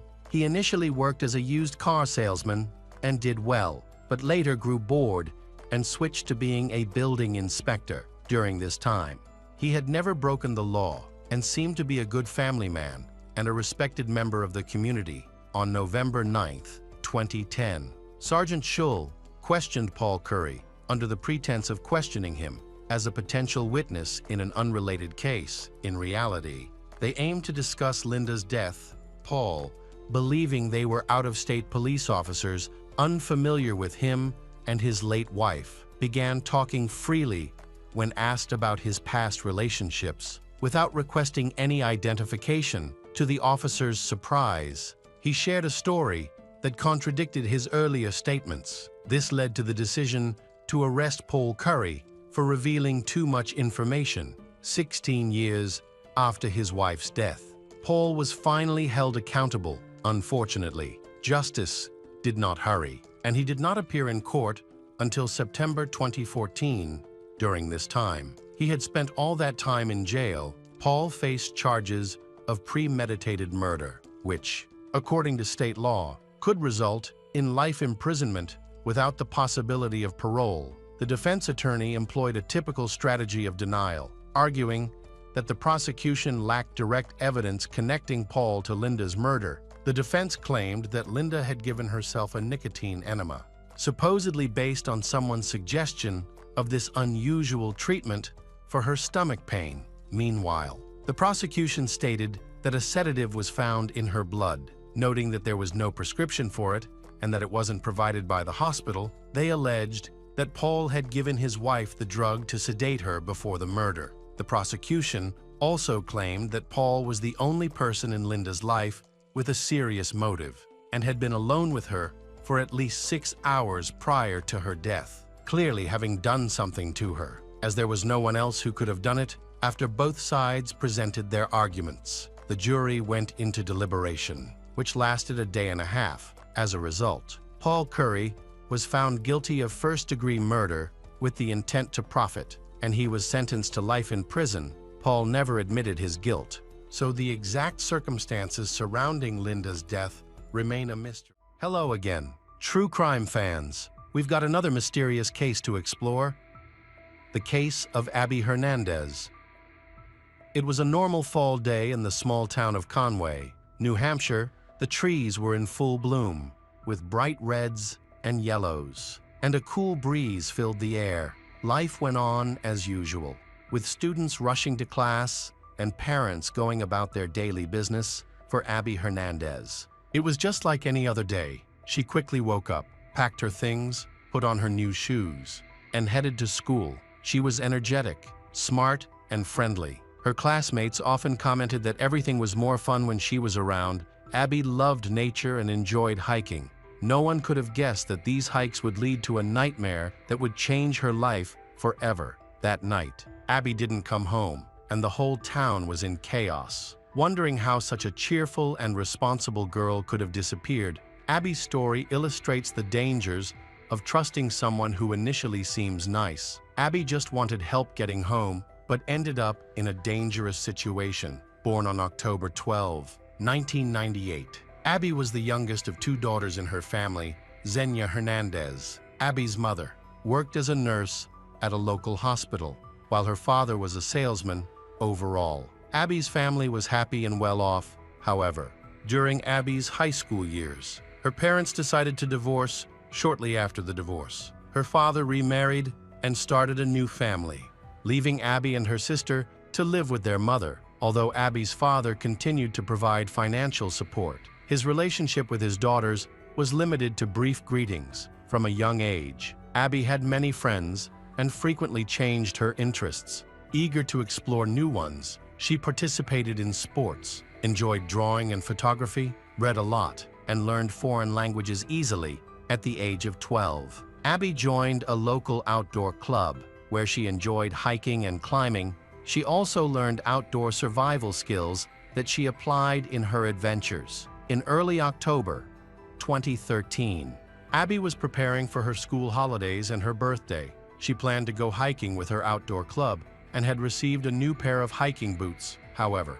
the shoes were a bit tight, so Abby decided to go to school to get used to it. On October 9, the girl went to school as usual and promised her mother that she wouldn't come home late by 5 p.m. Her mother, Xenia, was starting to worry because Abby still hadn't come home, and her phone was dead. After a few hours, without seeing Abby, Xenia decided to find out where she could be. Abby had left school immediately after classes, saying goodbye to her friends at the bus stop and choosing to walk home since no one had seen Abby after school. Xenia and her older daughter reported her missing to the police. A search began immediately. The police acted quickly, starting by interviewing anyone who might have seen Abby that day, including her friends, teachers, and neighbors. They confirmed that Abby had last been seen around 4 p.m. as she left the school grounds to walk home through the park, a route she took almost every day.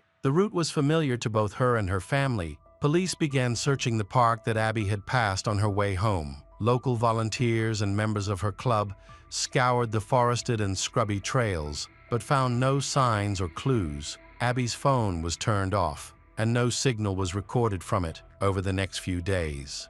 Police focused on tracing her possible route. They requested footage from the surveillance cameras at nearby intersections and in the park.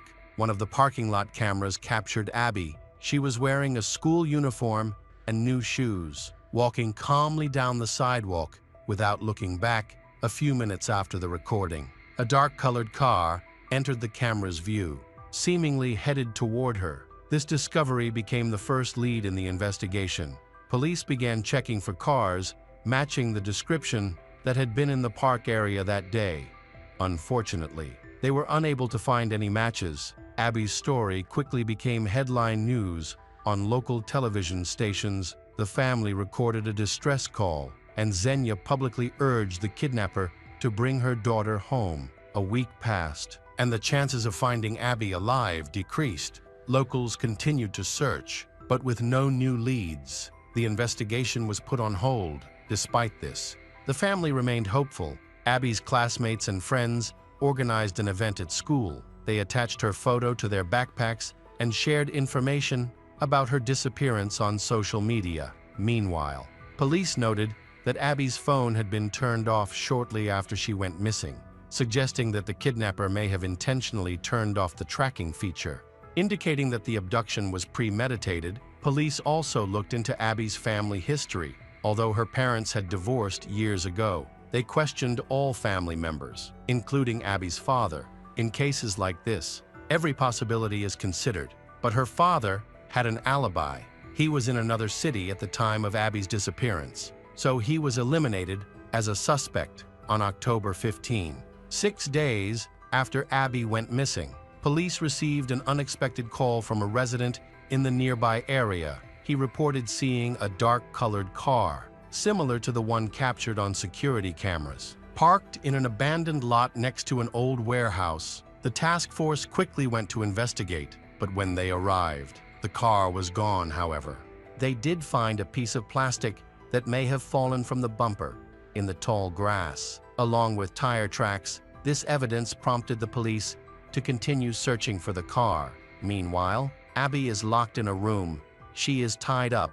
Her kidnapper, a man in his 30s with long, unkempt hair, introduces himself as Nathaniel. He says he won't hurt her as long as she obeys him, but his behavior becomes increasingly erratic. Abby soon realizes that her kidnapping is part of a carefully planned plot. Despite her fear, she focuses on staying calm and recalls her survival training. She pays close attention to her surroundings, the layout of the room, and how often her kidnapper appears. She takes note of anything that could help her escape or provide information to her rescuers. Abby quickly realizes that her kidnapper is mentally unstable. He can be friendly at times, even bringing her food, but he also threatens her. If she asks too many questions, Nathaniel does not explain why she was kidnapped, but makes it clear that she will be there for a long time. Abby tries to keep her composure to avoid provoking him. The basement is dark and nearly empty, creating a stuffy atmosphere. She can smell dampness and dust, and the only sound is the echo of her captor's footsteps. Nathaniel frequently checks her bindings to make sure she cannot escape. However, Abby notices that he has tied them too loosely when he leaves the room. She begins to shake the chair in an attempt to loosen the ropes. She almost succeeds, but Nathaniel returns just in time.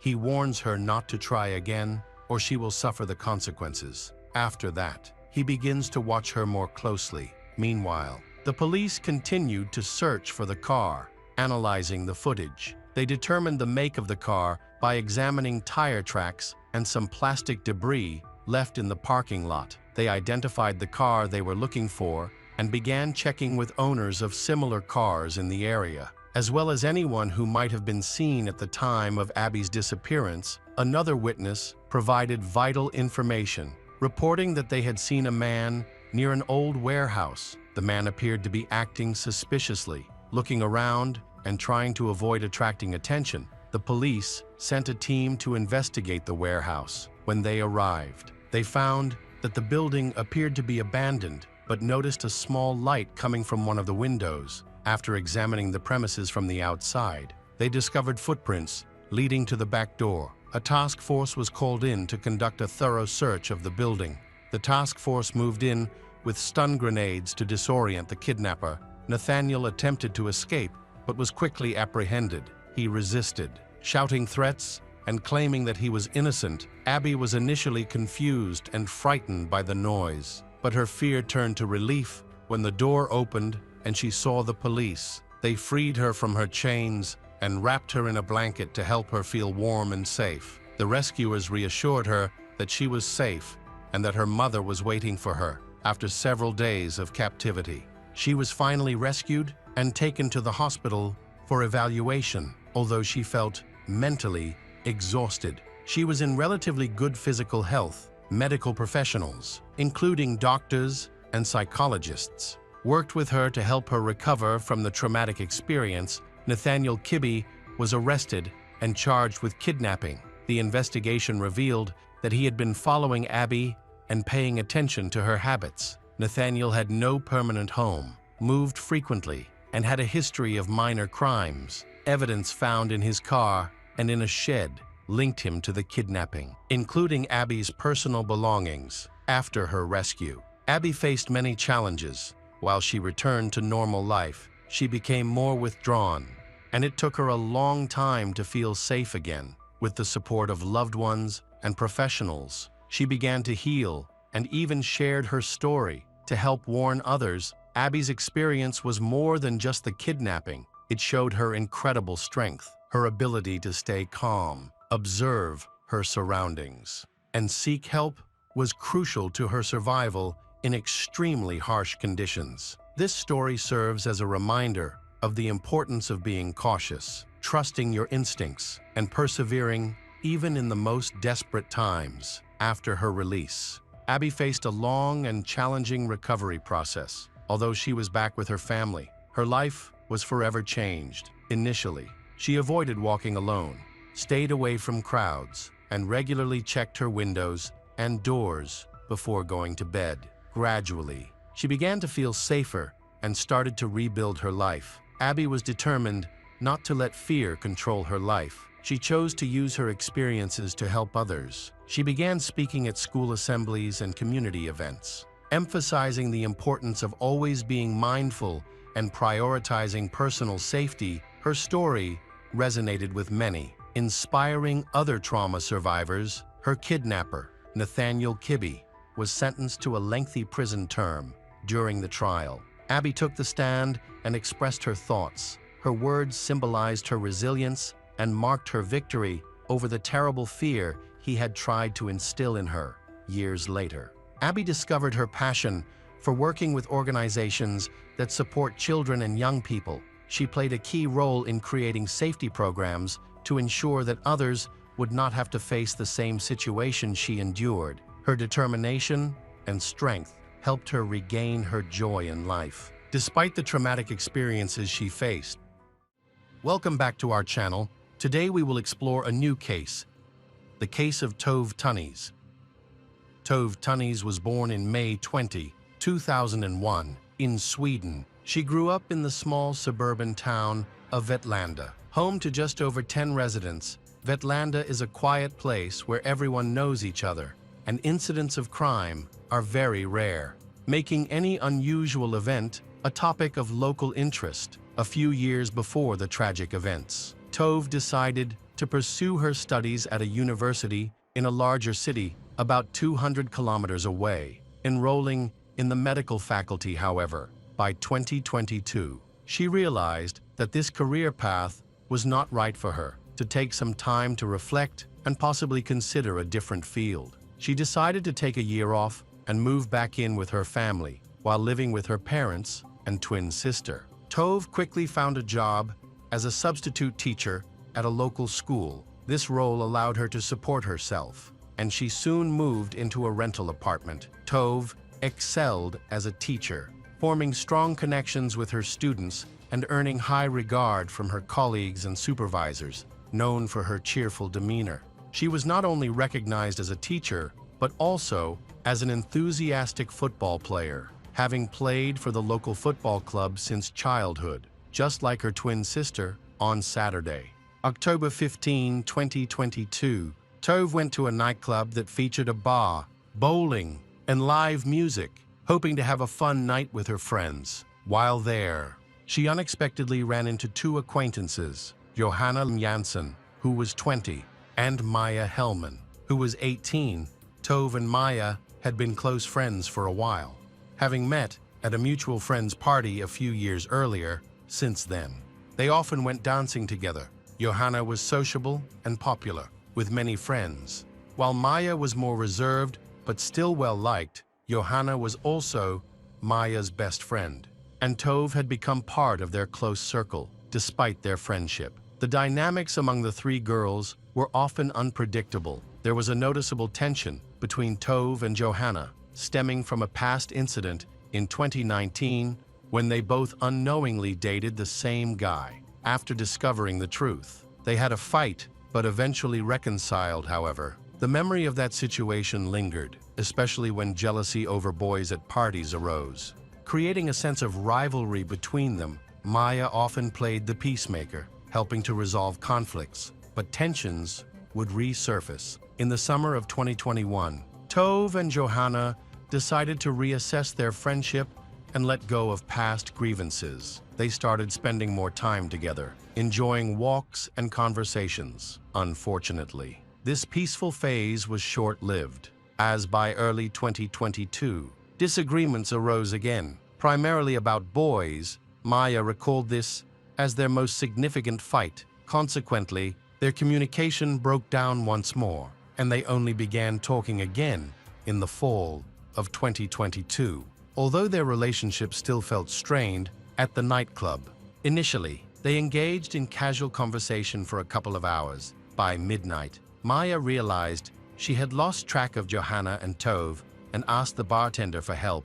It turned out that Johanna and Tove had stepped outside and were involved in a loud argument around 1 a.m. They returned to the club just as it was starting to close, and all patrons were being asked to leave. As they exited, another argument broke out, which escalated into a fight. Tove texted her boyfriend, saying, "Johanna hit me." Despite this, the friends decided to resolve their issues through conversation instead of escalating the conflict. Tove had arrived at the party on her bicycle, but planned to walk home. The walk would take about 30 minutes. Tove chose to walk with her friends, who wanted to calmly discuss and settle their disagreements once and for all. A moment later, the three of them arrived at Johanna's house. Initially, they planned to leave without entering, but they later decided to go inside for a cup of coffee to make amends. At 1:48 a.m., Tove called her boyfriend and told him that after the party, she went to her friend's place and that everything was fine. He didn't detect anything unusual in her calm tone, but he became concerned When he found out Tove was at Johanna's apartment, he worried that the girls might start arguing again. Tove reassured him that everything was okay and that she would be home soon. The next morning, Tove's mother tried to contact her daughter, but there was no response. They had planned to go shopping together that day by 10 a.m. Tove still hadn't replied. Concerned, her family decided to check her house. They found the door locked and received no answer. About 9 hours after Tove last communicated with her boyfriend, Tove's mother contacted the police. Initially, the police didn't take Tove's mother's concerns seriously, thinking it was normal for young people to be out late after a night at a bar. However, Tove's mother was persistent and eventually convinced the officers to take action. They interviewed Tove's mothers to understand the recent dynamics between Tove and her friends. When they learned about a conflict between Tove and one of her friends, they began to suspect that it might be connected to her disappearance. Tove's mobile phone was examined, revealing that it last connected around 4 a.m. on October 16. The signal was detected several kilometers away from her home, and the phone was turned off near marshy land. This area was chosen as the starting point for the search for Tove or any clues about her whereabouts. At the time Tove's phone last connected, Johanna and Maya were at Johanna's house. Detectives interviewed the girls in detail about their evening together and inquired about any conflicts among them. As they were the last people to see Tove alive, both girls were considered suspects, but were released because there was no evidence to charge them.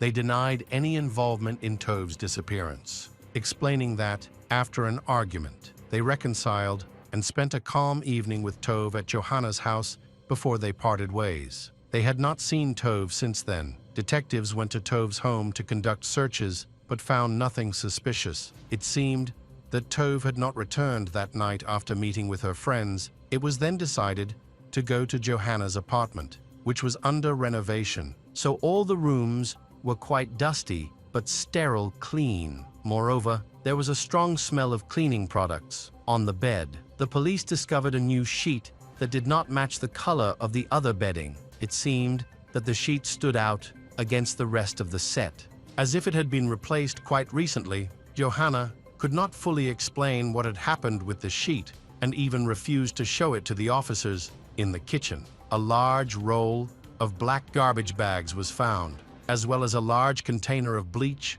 and a bottle of medical alcohol. Despite all this, no signs of a struggle or bloodstains were seen in the apartment. After the searches, it was decided to talk to Johanna and Maya once again, and they were officially interrogated. Both agreed to cooperate with the police and calmly answered the investigators' questions. Johanna seemed particularly calm. The girl's behavior appeared somewhat strange in light of the fact that it concerned the disappearance of their close friend. Johanna admitted that they had a fight the night before Tove's disappearance while at the bar. Moreover, Johanna recounted how a conflict arose between the girls, and she also mentioned that Tove had physically attacked her. Maya also described the argument that occurred between the friends. However, according to her, it seemed much less aggressive and brutal than how Johanna described it. This became the first clear contradiction that detectives discovered. Investigators checked the girls' mobile phones, and thanks to geolocation data, it was confirmed that they had all been at Johanna's house for a long time before Tove's disappearance. All of this sounded suspicious, as it seemed that they were either covering for each other or were accomplices in a crime during this period. Search teams continued to survey the area, and special dog units were brought in. Initially, the police conducted searches within a radius of 1.5 kilometers around the point where the last signal from Tove's phone was recorded. However, it quickly became clear that finding her there would not be possible, as there were no traces indicating the missing person. The search area was then expanded to the surroundings of the city. The day after re-interviewing Tove's friends, the police also publicly announced her disappearance, which sparked a wide public response. All local newspapers began publishing headlines about the search operation, along with photographs of hundreds of volunteers who took to the streets By October 20, Johanna and Maya were arrested on suspicion of kidnapping. Both girls continued to insist on their innocence. However, by that time, the police had witnesses who would later help unravel the mystery of Tove's disappearance. One of the key figures in this case was Johanna's neighbor, whose real name was not disclosed to the public for safety reasons. According to this young man, he heard suspicious thuds coming from his neighbor's apartment around 3 a.m. At first, he did not pay attention to them, but the dull thuds continued for over an hour. He lived directly below her and decided to go out into the stairwell to listen more closely. He then decided to call his neighbor to make sure she was okay. He rang the doorbell twice, but no one answered. Instead, he heard silence as he was leaving. There were even more knocks, which became more frequent and faster, according to the neighbor. There followed about 10 to 15 dull thuds in a row before it went completely quiet. He estimated that everything was happening around the bathroom area of the apartment. He had already descended the stairs to his floor.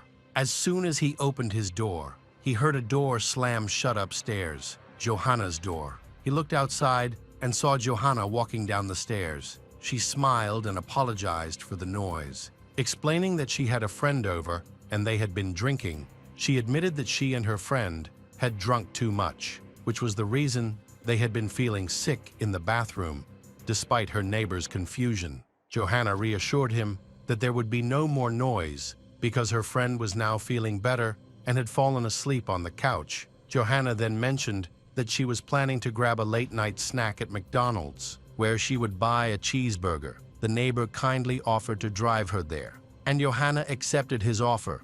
When they stepped outside around 3 a.m., the neighbor noticed a bicycle in the middle of the driveway.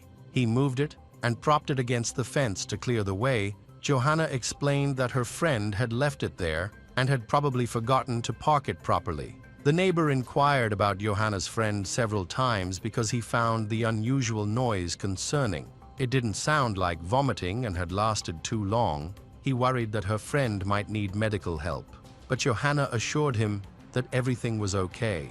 She quickly changed the subject, seemingly trying to avoid talking about her friend, whom she claimed was resting at home. They ate cheeseburgers, and Johanna took one for her friend the following day. The bicycle that had been parked by the driveway was gone. Johanna mentioned that her friend was feeling better in the morning and had supposedly gone home with her when the neighbor spoke to the police. He remarked on how odd Johanna's behavior seemed, especially in light of the troubling news about Tove's disappearance. As the detectives examined Johanna's phone data during the investigation, they discovered that her trip to McDonald's was not the only one that night. Interestingly, they found that Tove's phone had movements that matched Johanna's exactly. When asked about this, Johanna couldn't explain why Tove's phone was moving, since Tove was not with them. However, the device actually moved and was later recorded at a nearby gas station before heading into a forest. Even more suspicious, Johanna returned to this location the following day. This is also where Tove's phone was last found. Search teams quickly intensified their efforts. On November 2, searchers scoured the wooded area near the city and discovered something unusual about 8 meters from the embankment. Hidden under the forest undergrowth, the ground was disturbed, with charred fragments and several plastic bags scattered about. Analysis later showed that these bags were identical to those found in Johanna's home. Under a thin layer of soil, severely burned human remains were uncovered. Identifiable only through forensic dental examinations, autopsy results revealed that the victim was Tove Tanis. The body was wrapped in a sheet that did not match any found in Johanna's home. Forensic experts collected important evidence from the crime scene, many of which were also discovered in Johanna's apartment. The police found that. The next day, immediately after the murder, Johanna visited several hardware stores in the city. Surveillance footage showed that she bought a new sheet, gasoline, and 3 bottles of surgical alcohol. These same items were recovered from the fire site in the forest to further investigate Johanna's involvement. The police examined her internet search history. In January, she had been looking up information about how to dispose of a body. the punishments for murder in Sweden, and the behaviors expected in women's prisons, it appeared that she had been planning the murder for nearly a year before it occurred. Johanna was charged with first-degree murder and attempting to destroy evidence. Based on the gathered information, she insisted that she had nothing to do with Tove's death. A memorial was held for Tove on the soccer field of her hometown, where she had played since childhood. Over 200 people attended to honor her memory by releasing glowing lanterns into the sky as new revelations emerged. Suspicions against Johanna grew, adding pressure on the young suspects involved. The entire nation of Sweden closely followed the investigation. Eventually, Maja came forward, expressing her willingness to cooperate with the authorities. Maja explained that shortly after she, Johanna, and Tove arrived at Johanna's apartment, another argument broke out. When things quieted down, Maja, extremely tired, lay down on her friend's bed and quickly fell asleep. In the night, she was suddenly awakened by Johanna. Maja was shocked to see Tove lying in the hallway. Johanna told Maja that Tove had fallen and hit her head in the bathroom, knocking her unconscious. They checked for a pulse but found none. Tove was dead. Frightened, they decided to dispose of her body. A few weeks later, Johanna chose to cooperate with the investigation. She explained that after everyone had calmed down, she wanted to ease the tension by showing Tove the new bathroom in her apartment, which was still under renovation. Johanna intended to showcase the only completed room at that time, however. When she invited Tove to look, Tove reacted sharply, saying there was nothing special to see. This led to Tove pushing Johanna, who then pushed back, causing Tove to fall to the floor. Johanna went over to Tove and asked how she was doing, but instead of answering, Tove grabbed Johanna by the throat and started to choke her. In response, Johanna also grabbed Tove's neck. Trying to defend herself, Maja witnessed the struggle and attempted to separate her friends. But by the time she managed to pull them apart, Tove had stopped breathing. They decided to dispose of the body. While they were occupied, a neighbor came over, so Johanna chose to go for a walk because she was hungry. When she returned, Maja got rid of the bicycle then. Johanna went to the store to buy the necessary supplies. They wrapped the body in a sheet and trash bags, then struggled to load it into Johanna's car. They took it to the forest, soaked it in gasoline, and attempted to set it on fire, hoping it would burn completely. However, the fire quickly extinguished, prompting Johanna to return to the hardware store for more gasoline. She then came back to reignite the body. Johanna and Maja accounts seemed unconvincing, especially Johanna's, and the detectives did not believe that Tove was the one who initiated the fight. At that point, everyone knew Johanna had always been the more aggressive one. When she saw Tove lifeless, it appeared Johanna was satisfied with what had happened. Maja herself doubted it was an accident and suspected that Johanna had killed Tove while she was asleep.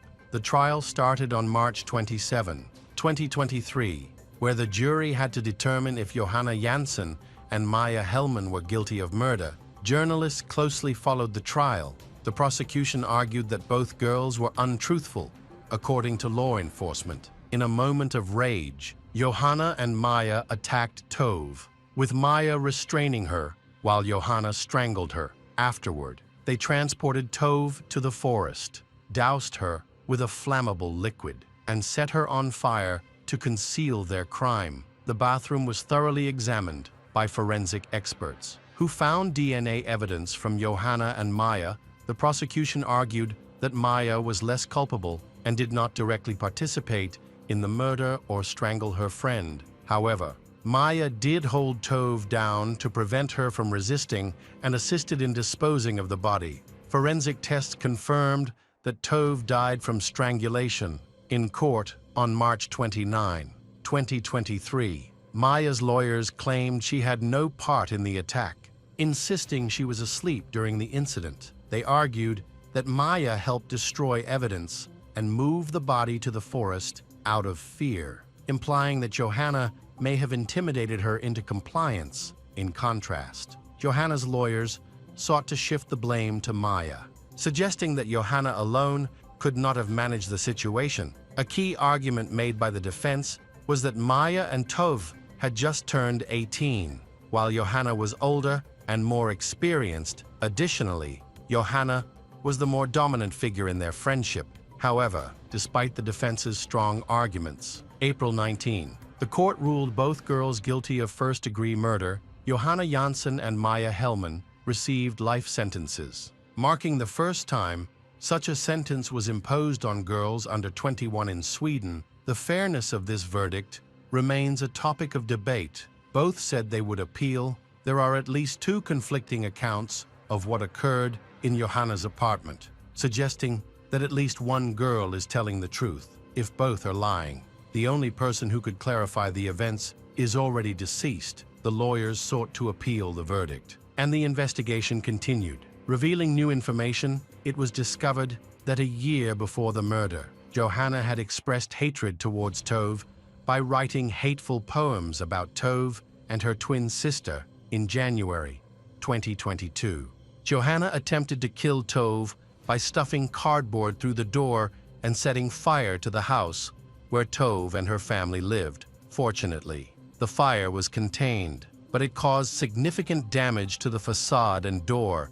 Johanna also told friends she wanted Tove dead, indicating she had both a motive and a strong desire to harm her friend. A few months later, the situation changed. The appellate court acquitted Maya, deciding that the evidence against her for murder was insufficient. However, she was found guilty of obstructing justice for helping to dispose of the body and was sentenced to 1 year in prison. Most people believe that Johanna acted alone in the incident with her friend, while Maya simply assisted in getting rid of the body. Meanwhile, Johanna still insists that her account of events is true. On appeal to the Court of Appeal, October 2023, Johanna Jansson was sentenced to 16 years in prison. She will remain incarcerated until she turns 18 and is required to pay 1 million Swedish kroner to Tove's family.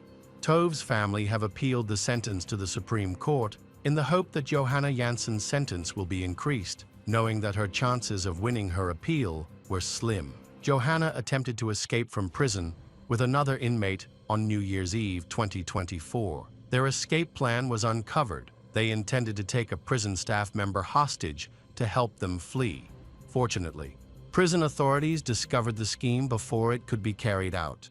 Welcome back to our channel. Today we will explore a new case, the case of Clara Harris. Betrayal is one of the most emotionally devastating experiences a person can face, especially when it comes from someone they love. It can shatter relationships, destroy families, and even lead to loss of life. David Lynn Harris worked tirelessly for many years to become a respected orthodontist. His wife, Clara, also found success in the dental field as a well-known dentist. Both of them dedicated themselves to their studies and careers, allowing them to achieve their dreams. Together, the Harris family enjoyed a prosperous life filled with luxury and beautiful, including children, something many people aspire to. David's journey began in Texas. After graduating from high school, he enrolled in medical school with the ambition of becoming a doctor. He devoted all his free time to his studies, often declining invitations to social events and parties. After completing his degree, David chose to focus on dentistry and aimed to start his own practice. His career quickly took off. After he finished his education, David was known for his charisma and his ability to connect with patients, helping to calm them during their visits. Over time, he gained a strong reputation in the city. Clara Suarez was born in Colombia as the eldest of 4 children. Her family, while not wealthy, placed a high value on education and hard work, teaching Clara the importance of striving for success. She was attractive and participated in beauty contests, even winning one. Clara studied dentistry at a prestigious university in Colombia, but she always dreamed of moving to the USA. She fulfilled this dream when she turned 20. By the mid-1980s, she had arrived in the States and enrolled in college. Clara moved to Texas with the intention of staying only temporarily, but she eventually chose to make it her home after finishing her studies. she began to pursue her career, with the goal of entering private practice from the beginning. However, she faced challenges due to her lack of experience at that time. When she met David, they discovered they had many shared interests, making it feel as though they were destined to be together. David mentored her, initially in her role as a nurse, and later, as he expanded his private practice. Clara trained to become an orthodontist. Both were ambitious, attractive, and driven, and their families often expressed how fortunate they were to have found one another. Just a year after their meeting, David and Clara decided to marry. They got married on Valentine's Day in 1992, which held special significance for them before meeting Clara. David had been divorced and had a daughter named Lindsay who lived with him. They worked on building their relationship, spending plenty of time together due to their common interests. From that period on, their career successes gained momentum. In the 1990s, their dental clinic grew, requiring more specialists to join their practice. The family business became very profitable, and they worked in a prestigious area near Houston, specifically in a wealthy community called Nassau Bay, where the Harrises lived. They enjoyed a luxurious lifestyle with a dream home and a collection of high-end cars. They had everything they needed for a comfortable life. Clara had always dreamed of having children, but she faced challenges with her reproductive health and struggled to conceive for several years. They sought help at a family planning medical center, which eventually led to Clara becoming pregnant and giving birth to twin boys, whom they named Brian and Bradley. Their marriage appeared to be perfect beneath the surface of happiness. Betrayal was brewing during this time. David was secretly involved with Gail Bridges, a single mother of 3. She captivated David while Clara was on maternity leave, focusing on their family before an assistant position opened up at Dr. Harris's clinic to help manage the workload. Gail, who had divorced several years earlier, was seeking work and found a job listing for the Harris Clinic. In 2001, Gail applied for the dental clinic assistant position and attended the interview. Her previous experience made her a strong candidate. David was immediately drawn to her. She was friendly and outgoing. Meanwhile, Clara was dealing with typical post-pregnancy challenges. She was sleep-deprived and struggling with her weight. Her recovery was slow, and David was growing impatient. He felt neglected as Clara was entirely focused on the twins, which he confided in a few friends. In contrast, Gail demonstrated her interest in both the job and in developing a closer relationship with David, leading them from a professional connection to friendship. David was becoming increasingly attracted to Gail. He kept this hidden from his colleagues, who knew his wife, because he didn't want to stir up any trouble. However, the temptation grew stronger, and by the end of the year, he invited Gail to lunch at a local restaurant, which she accepted. After that meeting, they began a secret relationship. David didn't take many precautions to keep it hidden. He regularly returned to the same restaurant with Gail, where he had previously dined with his wife. The Harrises were familiar faces at the restaurant, so it didn't take long for people to notice the change in his company. About 4 months later, in early July 2002, other employees at the dental center discovered the affair when they caught David and Gail being intimate at work. David asked them not to tell anyone, but it didn't matter. He had been communicating with Gail on his home computer, and a few days later, Clara discovered their conversations and uncovered her husband's infidelity. She chose not to accuse her husband or create a scandal because she wanted to save their marriage. So she felt it was important to communicate openly. She shared with her friends that she felt betrayed, but also recognized that she had some responsibility in the situation. David, busy with the children, seemed willing to repair their relationship, insisting that his involvement with Gail was limited to kisses. The Harrises decided to reboot their family by going on vacation to Jamaica, where they had an honest conversation and agreed to work through their issues together, including ending David's relationship with Gail. Clara also expressed a desire to let go of this new employee. This trip appeared to genuinely strengthen their marriage. David began spending more time with Clara and the children, promised to dismiss Gail once he found a replacement, and even showed Clara job listings for potential hires, despite claiming to his lover that their affair had been discovered. David had been secretly meeting with Gail. He expressed to a few close colleagues that he was struggling to choose between his family and Gail. David loved Gail, but didn't want to jeopardize his marriage. He still cared for his wife and didn't want to disrupt their lives or fight over assets and custody. Most people advised him to return to his family and move on from the affair, though he considered this advice. He never shared his uncertainties with Clara. Everyone assumed David would manage the situation on his own. On the morning of July 17, 2002, Clara had a simple conversation with her husband, David. She asked him if he loved her, and he hesitated for a moment, which made her suspicious. His hesitation stemmed from his paranoia. He feared she had asked that question because she knew about his affair. This brief pause only heightened her suspicion, leading to a tense moment when Clara demanded an explanation that evening. David confessed to Clara about his affair, admitting that he couldn't end his relationship with Gail. He had been seeing his mistress 3 times a week. Clara was devastated, and by the next day, she informed Gail about Gail's impending dismissal from their lives. David did not resist this decision. In the following days, Clara called Gail multiple times, accusing her of meddling in their family and ruining their marriage. Despite this, Clara did not want to end her marriage. She asked David what changes she could make to stop him from being attracted to other women. He honestly told her that he felt neglected because she had been focusing solely on their children. The twins were 3 years old, and he hoped that by now, Clara would have moved past the challenges of pregnancy.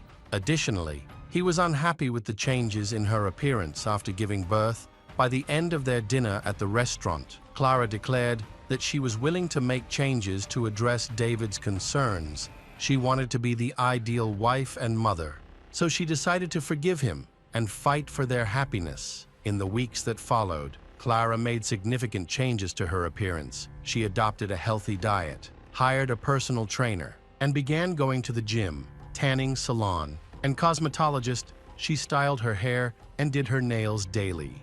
Even planning several plastic surgeries, David noticed her efforts and was pleased. He vowed to end his relationship with his mistress, Gail, and mentioned that he would take Gail out to dinner to officially end things. Although he could have called her to break up, David insisted on meeting face to face. Believing that the manner of the breakup was important, they scheduled the meeting for the evening of July 24, 2002. Meanwhile, Clara struggled with trusting her unfaithful husband and decided to hire a private detective to keep tabs on him. She arranged for a week of surveillance, starting 3 days before the dinner with Gail. After the first 2 days, there seemed to be no unusual activity.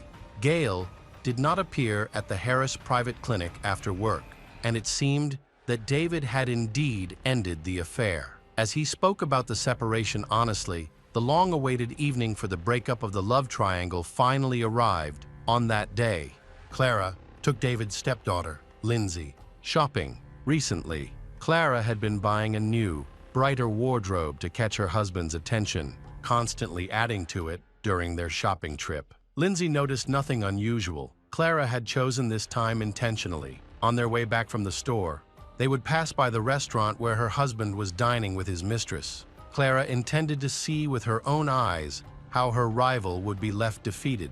To her surprise, after driving around the parking lot several times, Clara couldn't find her husband's car, which made her suspicious. She then went to Gail's house, but neither Gail's nor David's car was there. Frustrated, Clara approached the private detective to find out the truth. The detective confirmed that her husband was not at the restaurant, but he couldn't disclose David's location. He promised to provide photographs and video recordings later. However, he did confirm that David was with his mistress at that moment. In a fit of rage, Clara demanded the exact address. The detective explained that agency rules prohibited him from revealing the real-time whereabouts of the people being followed, as it could lead to unpredictable and potentially dangerous situations fueled by passion and jealousy. Clara insisted and called his boss several times. Demanding the exact information for which she had paid, she felt increasingly frustrated. Eventually, she convinced an agency employee to reveal that they had tracked Gail and David to a hotel where they were together. However, the employee refused to share the hotel's name and address. Clara couldn't obtain that information, but she believed she knew her husband well enough to guess where he might be. She thought he would only go to one specific hotel, Nassau Bay Hilton, the same place where they had their wedding reception 10 years ago. When she arrived at the hotel, she immediately realized she was right. Her husband's car was parked outside.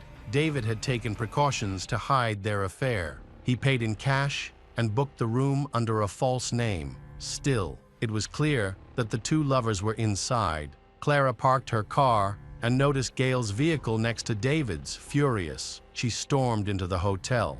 And Lindsay, not wanting to stay in the car, followed her stepmother inside. At the front desk, Clara inquired about a room reserved under David or Gail's name, but neither was listed. Lindsay knew about her father's infidelity and felt anger towards him. She wanted to verify her stepmother's suspicions. Clara was distraught. She sensed something was going on, but couldn't catch them in the act. Trying to calm down, they stayed in the lobby, checked the restrooms, and sat down, unsure how long they would have to wait. Lindsay decided to speed things up. She called her father, telling him that Brian and Brattle had a high fever and asking him to return quickly. He assured her he would be back soon. Their wait didn't last long. A few minutes later, the elevator doors opened, revealing David and Gail. Walking arm in arm and smiling as they chatted, they headed toward the exit. Clearly planning to go home, Clara and Lindsay were enraged and rushed at Gail. Clara attacked her, ripping her clothes and hitting her face with her hand and handbag. Lindsay yelled that she hated Gail and also tried to strike Gail. Hotel staff intervened, but the women were too caught up in their anger to be separated.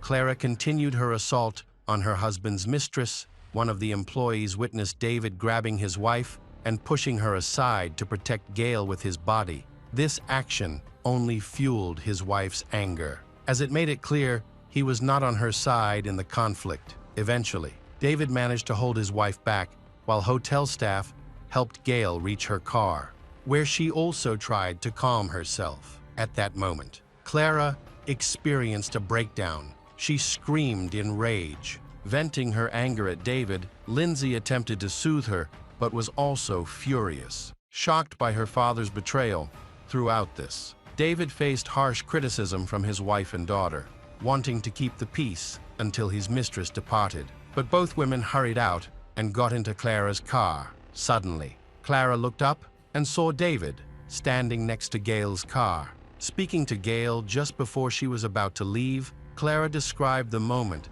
as though a red veil had come down over her vision. In a fit of fury, she slammed the gas pedal and sped toward her husband's mistress's car, crashing into it and causing it to spin several meters across the parking lot. Lindsay, who was in the car with her, yelled desperately in an attempt to stop her, but Clara seemed completely unaware of her surroundings. She turned the steering wheel with resentful eyes. As if she had no idea what was going on, Clara finally came to a halt, and Lindsay quickly got out of the car. Witnesses reported that she ran to the driver's side and struck Clara in the face. Afterwards, she fell to the ground next to her father and started crying uncontrollably while waiting for the ambulance. She begged her father to breathe. Clutching his bloodied hands, the ambulance arrived within minutes, but it was already too late. The paramedics declared David Harris dead. Clara took advantage of the time before the police arrived and fled the scene. However,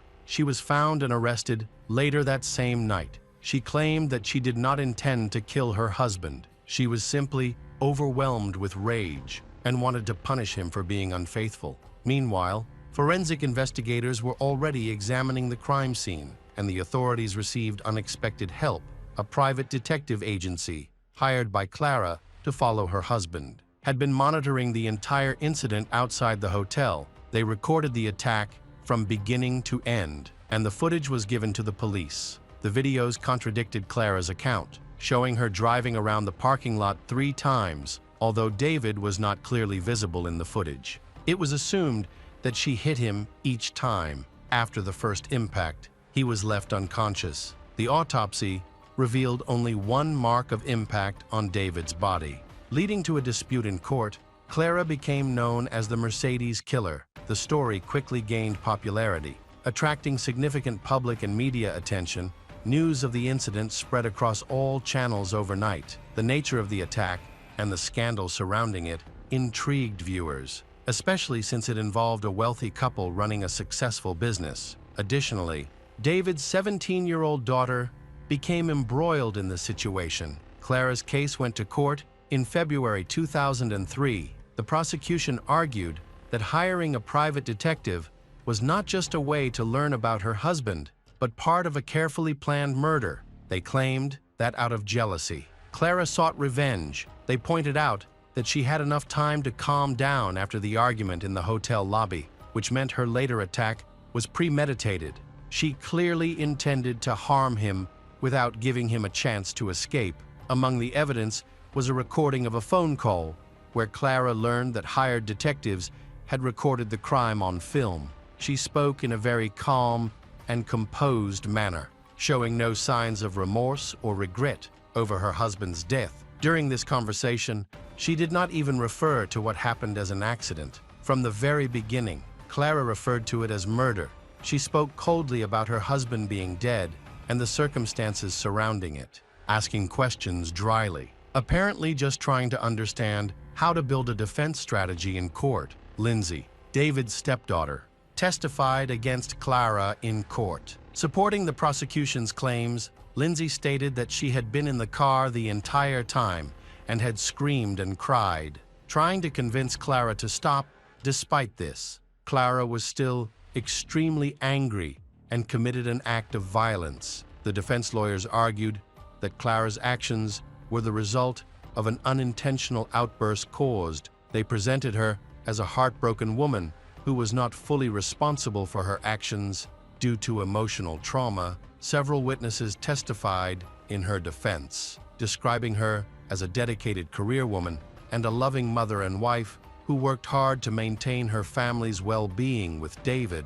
Even after discovering her husband's affair with the secretary, she remained wise and patient, attempting to save their marriage. In the weeks before the crime, Clara worked hard to lose weight, underwent beauty treatments, and prepared for breast augmentation surgery, all for her husband. Despite his infidelity, she acted like a dedicated wife by cooking his favorite meals and becoming more active in their intimate life. Clara described feeling devastated by her husband's betrayal, experiencing anger and distrust. Clara then revised her story based on her lawyer's advice. She now claimed that her intention was to hit Gail's car and that David became an unintended victim when she lost control while accelerating. Clara cried openly in public, displaying deep sorrow. However, despite her emotional display and her attorney's efforts, she was found guilty of second-degree murder.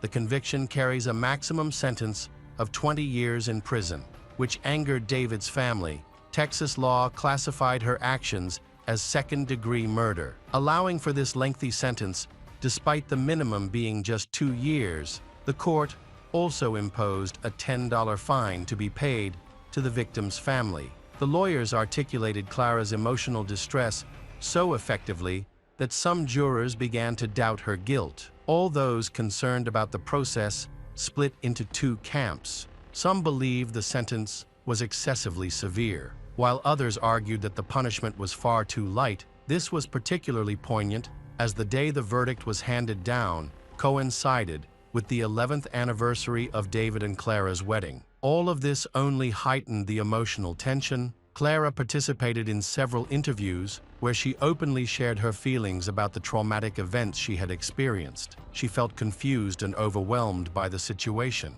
Realizing that she now faced much bigger challenges, Clara recognized that she could have chosen to file for divorce and take everything her husband valued, which would have been a fitting act of revenge. Now, her primary concern was the well-being of her twins and David's 17-year-old stepdaughter. Custody of the children was granted to Clara's close friends, who facilitated visits between the children and their mother in prison after serving 15 years. Clara was granted parole and released on May 11, 2018. Following her release, she appeared on various talk shows, displaying a cheerful demeanor at 60 years old. She was eager to begin a new chapter in her life. While in prison, Clara devoted her time to translating books into Braille for visually impaired individuals after her release. She spoke candidly about her experiences and the struggles she faced in coping with the aftermath of her actions. Some speculated that her reflective statements were merely a means of gaining publicity, considering how soon they came after her release. Hello everyone. Today we will learn about another case. The case of Samantha Fraser. Samantha Fraser was born on July 22, 1980 in Australia, to Janine and Trevor Fraser. She was cheerful, intelligent, and active. She received an award for outstanding academic achievement in high school and later served as the captain of the cheerleading team at university, where she earned a degree in psychology. Samantha first met Adrian Basham in 2005 after dating for a while. They got married in 2007. They moved to a coastal town east of Melbourne, where Samantha's parents lived. She worked as a psychologist at a local medical center. Adrian was employed for a mining project on Barrow Island, located off the coast of Western Australia. Each time he returned home from his work rotation, he insisted that the house be perfectly organized. His expectations were extreme. For instance, all the cans in the pantry had to be arranged so that their labels were facing outward.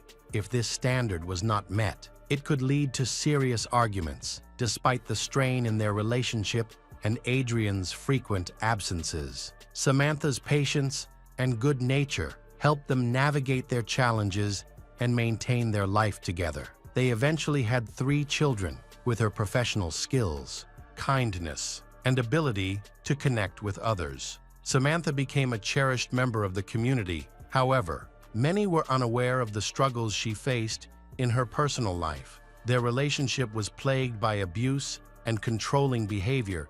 In 2014, Samantha was a victim of violence at the hands of Adrian, and this occurred again in 2016. This time, she chose to speak out and reported his actions. By then, Samantha lived in fear of Adrian, believing he was tracking her movements through his phone. He seemed to know everything she did, although she had filed a police report about his interference in her life. She worried it wouldn't stop him from hurting her again. After years of a controlling and fearful marriage, Samantha and Adrian finalized their separation in April 2017. Initially, Samantha moved back in with her parents, but later, she returned to the house she had shared with Adrian and their children. Meanwhile, Adrian moved in with his father in Paynesville, east of Phillip Island, and tried to make Samantha's life difficult by causing financial problems. He threatened to take away her home, savings, and other valuable possessions. Things escalated when Adrian warned Samantha that violent criminals could easily break into her home. Concerned for her safety as Adrian's behavior became more erratic, Samantha installed surveillance cameras, changed the locks, and took additional steps to secure her home. Peter Matthews, a friend of Samantha and Adrian, learned from Adrian about his plans regarding Samantha. Adrian suggested that he would make Samantha suffer in various ways, believing that if he couldn't have her, then no one else can have her. By 2018, Samantha began to feel more confident. She began dating Wayne Foster, and their relationship developed rapidly. For the first time in a long while, she felt she could trust someone and relax. On the eve of her birthday, Samantha shared with her friends that she hoped she was entering a new phase of her life. However, someone close to her mentioned seeing Adrian on Phillip Island, where she lived. This news shocked her and revived old fears. She was determined to handle it better this time, reminding herself to be cautious and not let fear take over. She realized Adrian had already consumed too much of her time and energy, and she wanted to reclaim her life from him. However, she still had unresolved issues with him. In the meantime, Samantha was scheduled to testify against Adrian in a court case involving violence, and just the thought of it filled her with anxiety about how the confrontation would unfold. On Sunday, July 22, 2018, Samantha celebrated her 38th birthday joyfully and surrounded by friends. They baked a cake together, and everyone noticed how relaxed and optimistic Samantha was about her future. The following day, she drove the children to school around 11 a.m. Adrian sneaked into her house and waited for her while she had coffee with her friend Leah Matthews. After their coffee, they hugged goodbye, and Leah promised to call her later. 2 hours later, Samantha returned home and parked in the garage before she could even get out of the car. She was shocked to see Adrian when she was still sitting in the driver's seat, feeling frightened. Samantha, who weighed only 57 kg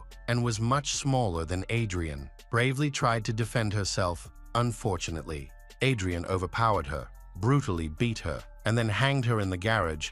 It is believed that he cleaned the blood from her hair and face, removed her white shirt, and fled the scene. Surveillance cameras captured him running out of the house at 2 p.m. with the hood of his jacket pulled over part of his face. On that day, her children could not be picked up by her. At 4 p.m., the principal of the elementary school called the police to report that the children's mother, Samantha, had not arrived to pick them up. To ensure everything was okay, the police went to Samantha's house. After checking the area and finding nothing unusual, they broke in by breaking the garage door. Inside, they found Samantha. She was hanging in the garage, bloodied and bruised. With a rope tied in a complex knot around her neck, she wore a black t-shirt and pants, and her feet were bare. There were clear signs of violence. Her right cheek and the area around her eye was swollen. Her hair was wet and fell over her face, and there was a reddish-purple mark above her right eye. An overturned step stool lay nearby among various unusual items. The police contacted the Criminal Investigations Department and secured the area to protect the crime scene. While they waited for the investigative team to arrive, the police noted blood above and below the knot on the rope, as well as blood beneath Samantha's feet, which were nearly touching the ground. No suicide note was found. Given these details, the arriving investigators classified the case as a homicide. After examining the scene, detectives searched Samantha's Land Cruiser and discovered her wallet, diary, and mobile phone inside. Notably, her purse contained $9.5 in cash, which had no clear explanation. The investigation team decided to request footage from surveillance cameras. They also investigated the homicide by examining the utensils in Samantha's kitchen, found 2 glasses on the table and traces of blood near the dishwasher in the garage.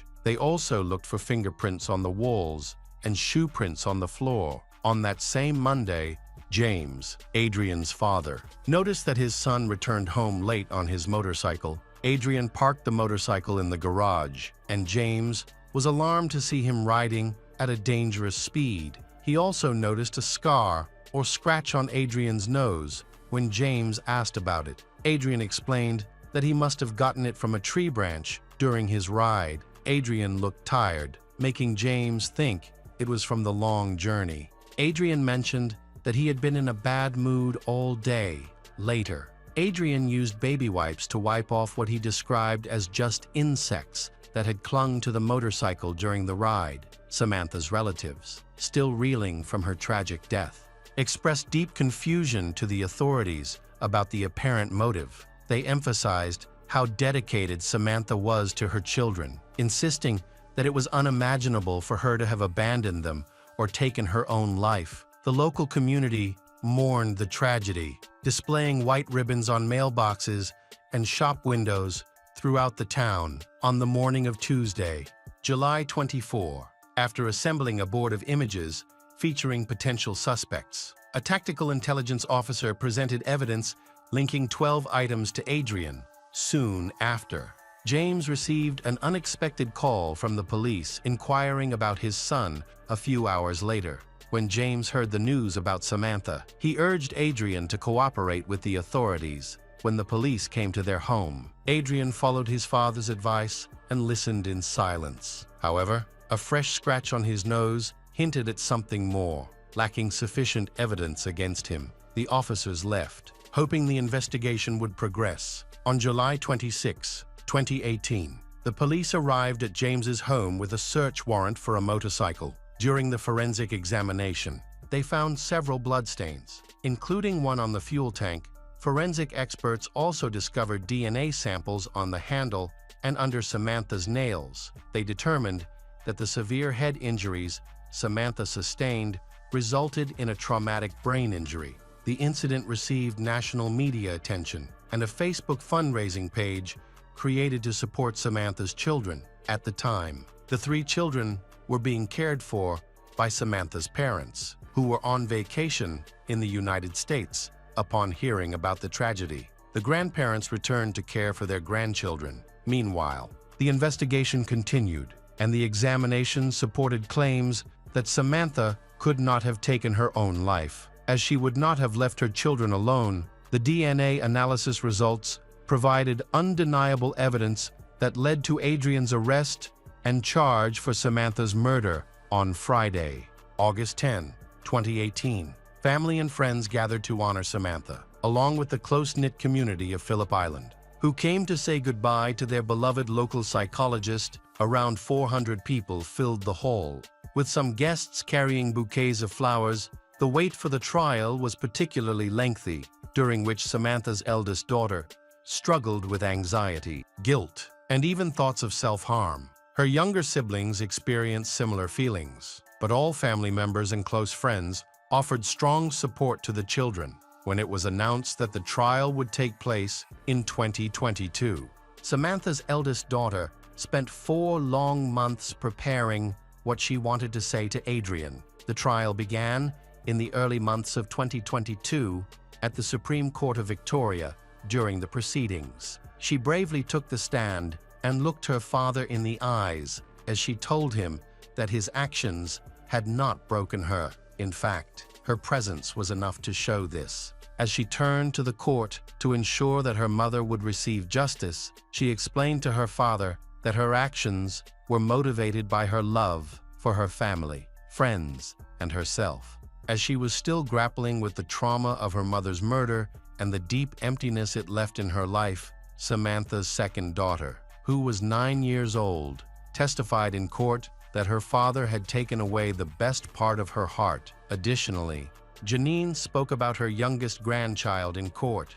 revealing that he was so terrified of his father that he built a fortress in his bed on court days to shield himself from the monster, despite the pain of his children. Adrian attempted to alleviate his own guilt over his horrific crime. Adrian's defense team acknowledged that he had attacked Samantha and caused her injury, but insisted that he did not kill her. They argued that Adrian acted impulsively and without intent when he arrived at Samantha's house around noon, claiming his original purpose was not violent. However, the defense did not provide any evidence to support their case. In contrast, the prosecutors contended that Adrian had attacked Samantha, resulting in her death, and then tried to conceal his crime by hanging her on the garage gates. Adrian attempted to convince the jury that another person had assaulted Samantha and that she took her own life as a result. After weeks of deliberation, the jury found Adrian guilty of intentional murder. The judge stated that Adrian acted out of selfishness, killing his ex-wife to avoid facing court proceedings related to domestic violence incidents in 2014 and 2016. In late February 2023, Adrian Basham was sentenced to life in prison, with a minimum of 30 years to serve before he can be considered for parole. When the verdict was announced, Samantha's family applauded, while Samantha's eldest daughter watched her father's reaction to his sentence. In subsequent statements, she said that the damage inflicted by Adrian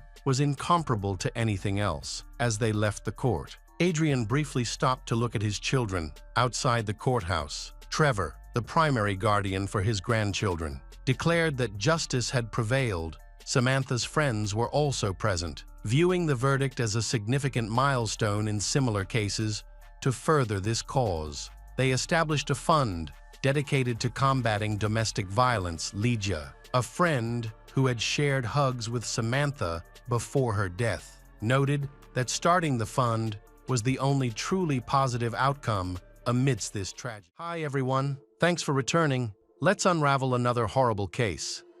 The case of Sarah Harris.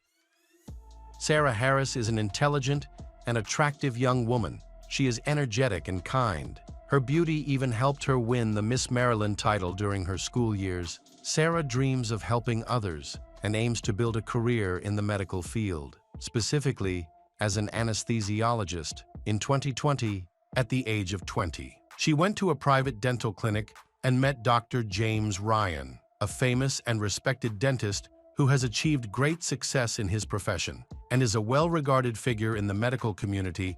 During her treatment, Sarah and James became close friends and kept in touch with each other. After completing her treatment, James invited her to work at the private clinic where she had been treated. She worked as an assistant, and over time, a romantic relationship developed between them. To outsiders, Sarah appeared charming and confident, but those who knew her well recognized her as a kind and friendly person. Unfortunately, this did not prevent the tragic turn of events that followed. On the morning of January 26, 2022, James called 911, reporting that his girlfriend had overdosed. During the call, he sounded panicked. He said that he had performed CPR, but Sarah's chest was not rising. When the police arrived, they found James crying and trying his best to resuscitate Sarah, who was lying on the floor and not breathing.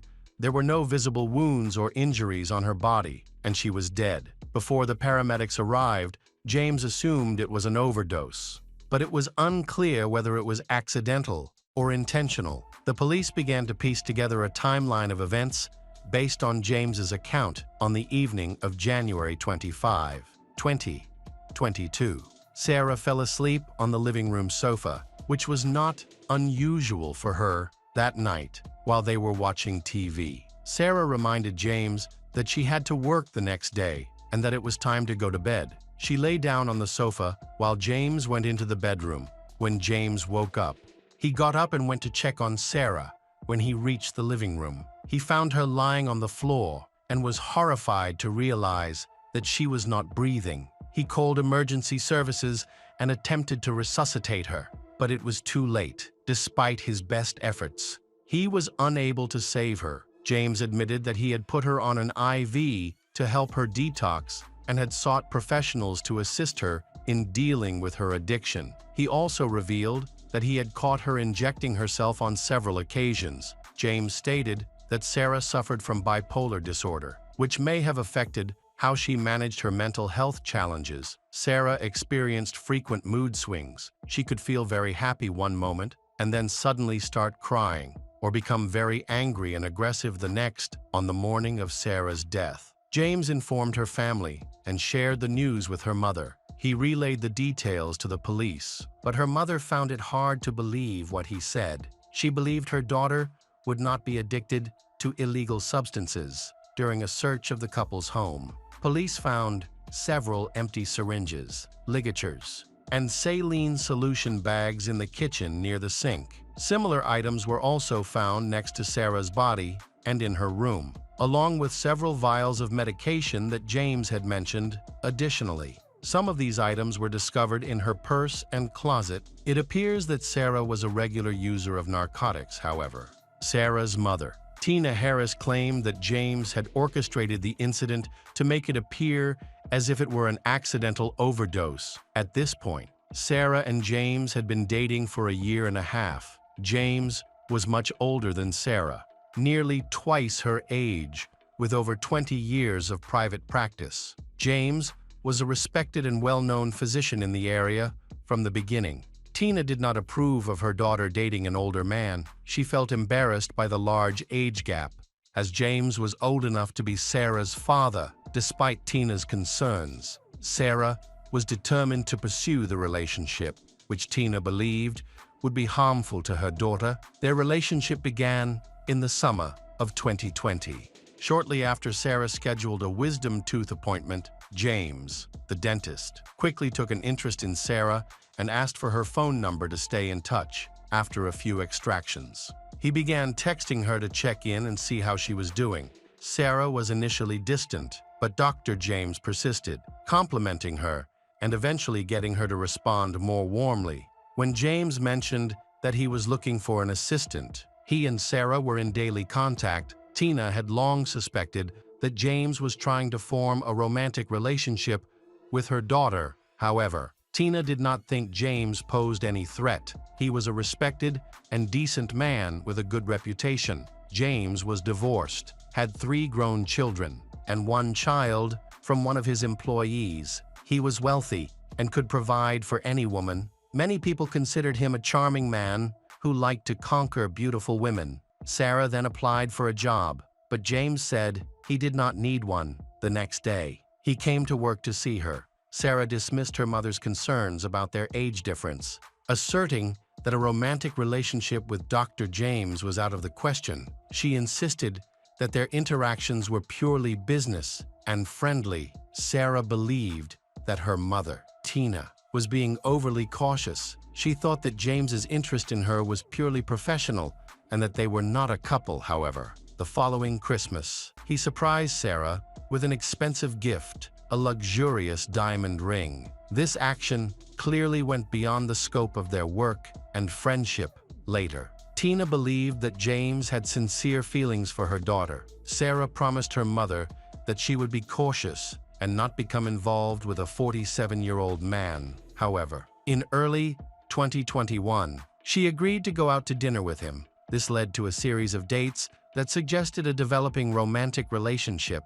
She often talked to her sisters and mother about James, even convincing Tina that he was a genuinely nice person. His resume was impressive, and he was generous. He gave Sarah a car when they started dating and paid for all their expenses. They traveled together, sometimes with Sarah's relatives, and even lived together. This made the family feel more comfortable and confident about James's serious intentions. Sarah was in regular contact with her loved ones. During this time, she shared only positive things about James, which allayed their suspicions. However, this happiness did not last long. The police spoke to Sarah's family and discovered that she had been going through a challenging period in her life. Her younger sister, Rachel, who is closest to her, reveals that Sarah is experiencing typical teenage problems. She had experimented with mild drugs, which eventually led to anxiety and depression starting around the age of 14. During this difficult time, Sarah experienced feelings of depression. However, she managed to complete her education and developed a deep interest in languages. She learned several languages, including sign language, but her mental health struggles made communication difficult. As a result, she only interacted with family and trusted friends. This continued at least until a music festival in 2018, where Sarah met a guy and his band who were performing at the event. They immediately felt a connection, which led to them starting to communicate. However, a significant problem arose because he lived an hour away from Sarah. They kept in touch via messaging apps, sharing their dreams of getting married and having children. Unfortunately, the distance caused their feelings to fade over time. They eventually drifted apart and decided to stay in touch as friends. He was the first to end their romantic relationship, but he confessed that he still had feelings for Sarah. He just felt that a long-distance relationship was unrealistic during this time. Sarah was actively involved in the modeling industry and participated in beauty pageants, eventually winning the title of Miss Maryland 2020 a year later. She met James in late summer 2021. Tina noticed that James had a huge influence on her daughter. He was her boss at work, her boyfriend at home, and Sarah even moved in with him. As a result, Sarah's behavior changed dramatically. Instead of growing, she seemed increasingly depressed. She eventually saw a psychiatrist who diagnosed her with bipolar disorder. During this time, she began to lose weight, and her skin looked unhealthy. To help ease the situation, in September 2021, James, Sarah, and her mother planned a family trip to relax. During the trip, James, while drunk, shared a disturbing story with Tina. He revealed that he had seen Sarah when she was 14 years old. At that time, she was walking in the park with her friends and was noticed for her beauty. He knew where she worked at a toy store and often visited her with his children to admire her. Sarah often dressed up as different cartoon characters. But the time that impressed James the most was when she dressed up as Elsa. He later learned that Sarah had changed jobs and was now working part-time at a restaurant.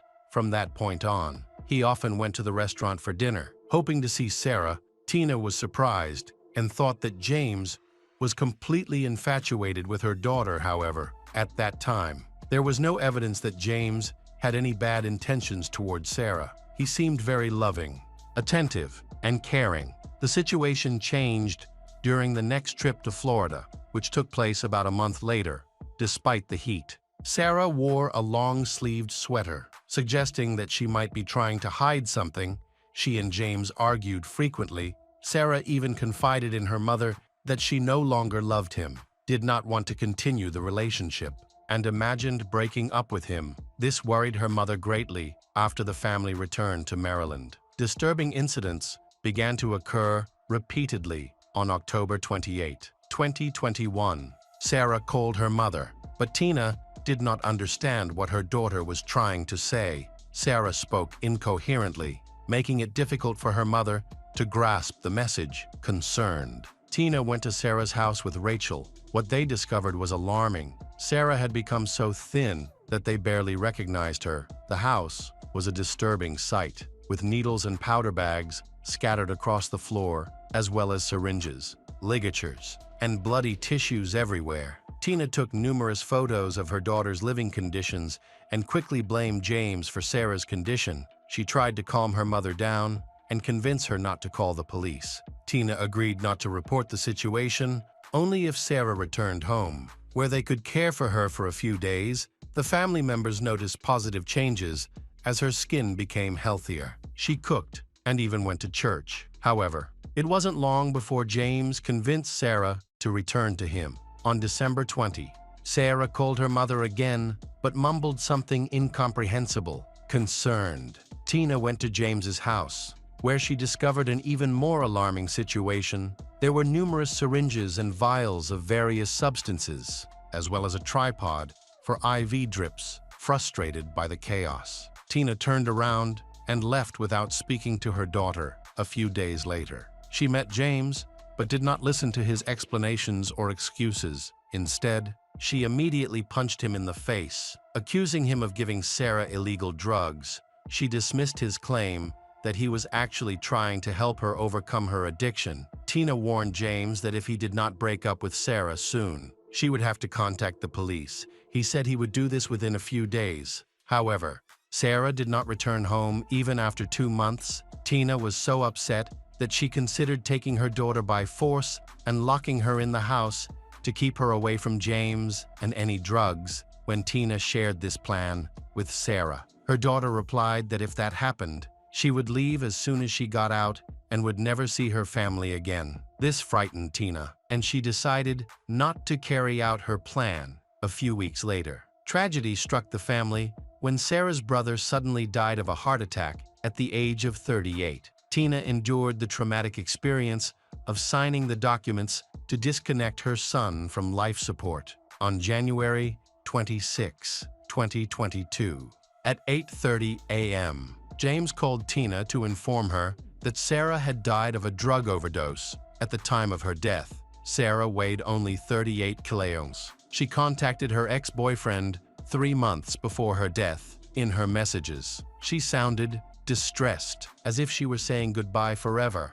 After January 2022, Sarah stopped contacting him completely, concerned for her well-being. Sarah's ex-lover decided to look up information about her and discovered that she had died. He immediately called her mother, Tina, to find out what had happened. After hearing about Sarah's death, her ex-lover was convinced that James was responsible. The police were planning to drop the case, and Sarah's family began to fight for justice. The fact that potent medical drugs were found at the scene of Sarah's death. The police trusted James, the reputable doctor, and did not secure the crime scene to collect evidence. It seemed that Sarah's family was facing significant challenges, but Sarah's sister, Rachel, was determined to find evidence of James's wrongdoing. She investigated Sarah's laptop, which the police had overlooked. Rachel was unsure of the exact password, but after a few days, she successfully remembered it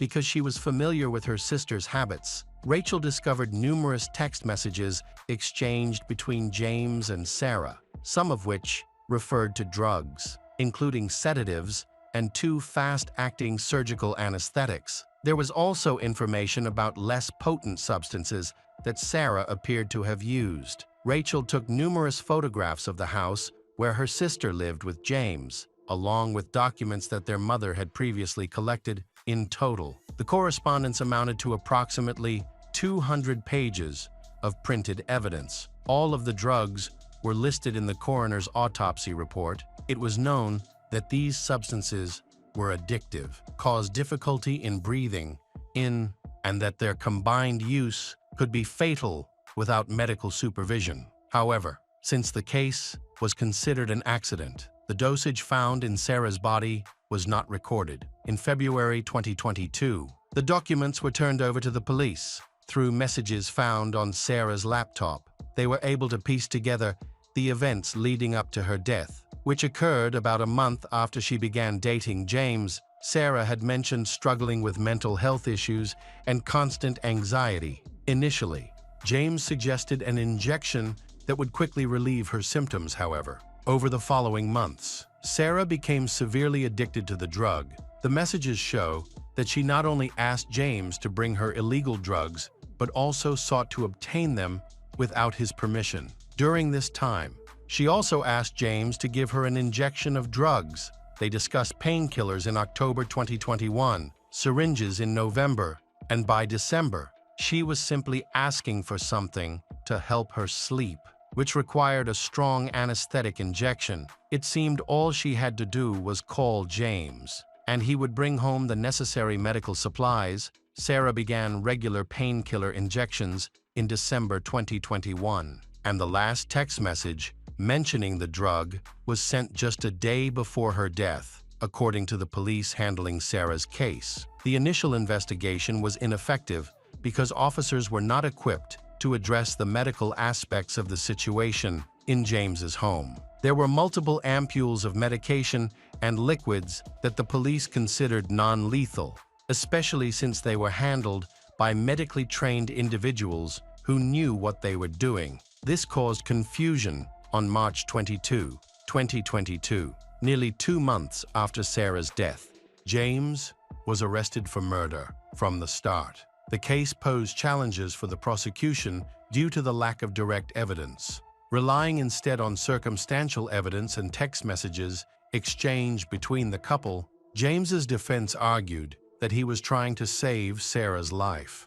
not end it. With this background, they could have proven that he had committed manslaughter. However, the case faced significant obstacles, making the chances of success slim. As a result, prosecutors decided to charge James with second-degree murder, aiming to prove that he was aware of the potential danger his actions posed. Rather than proving that he intended to kill, this approach seemed more reasonable because James would have been aware of the risks involved in administering these substances to Sarah. Additionally, James faced charges in 2 cases involving the distribution and possession of illegal drugs with intent to distribute. The prosecution aimed to portray James as a domineering husband who tried to control Sarah through drugs. A significant portion of the prosecution's evidence was based on text messages exchanged between James and Sarah, which were found by Rachel. Lawyers argued that Sarah had mental health issues that may have played a role in her death. Shortly before her death, she wrote to her ex-boyfriend, expressing that she had lost all interest in life. There were signs that she not only sought out drugs, but also began stealing them, which left James unable to effectively manage her addiction. James was unable to monitor her constantly, and she eventually took advantage of his absence at night to use drugs, which created a dangerous combination. James claimed that he was trying to protect her and manage her addiction while also seeking a solution to the problem. Unfortunately, he ran out of time before she overdosed. James's lawyer highlighted several errors made during the initial investigation. The police failed to collect all of the medical supplies and items for fingerprint testing. The defense argued that Sarah had long struggled with addiction and that several witnesses had seen her injecting herself with suspicious drugs. However, correspondence showed that James had introduced her to drugs and had regularly injected her. Ultimately, on August 25, 2023, the jury deliberated and found James Ryan guilty of second-degree murder and other charges. At the subsequent hearing, where the final verdict was announced, James's attorney presented testimony from patients, co-workers, and acquaintances who believed James was innocent. Despite this support, the court sentenced James to 45 years in prison.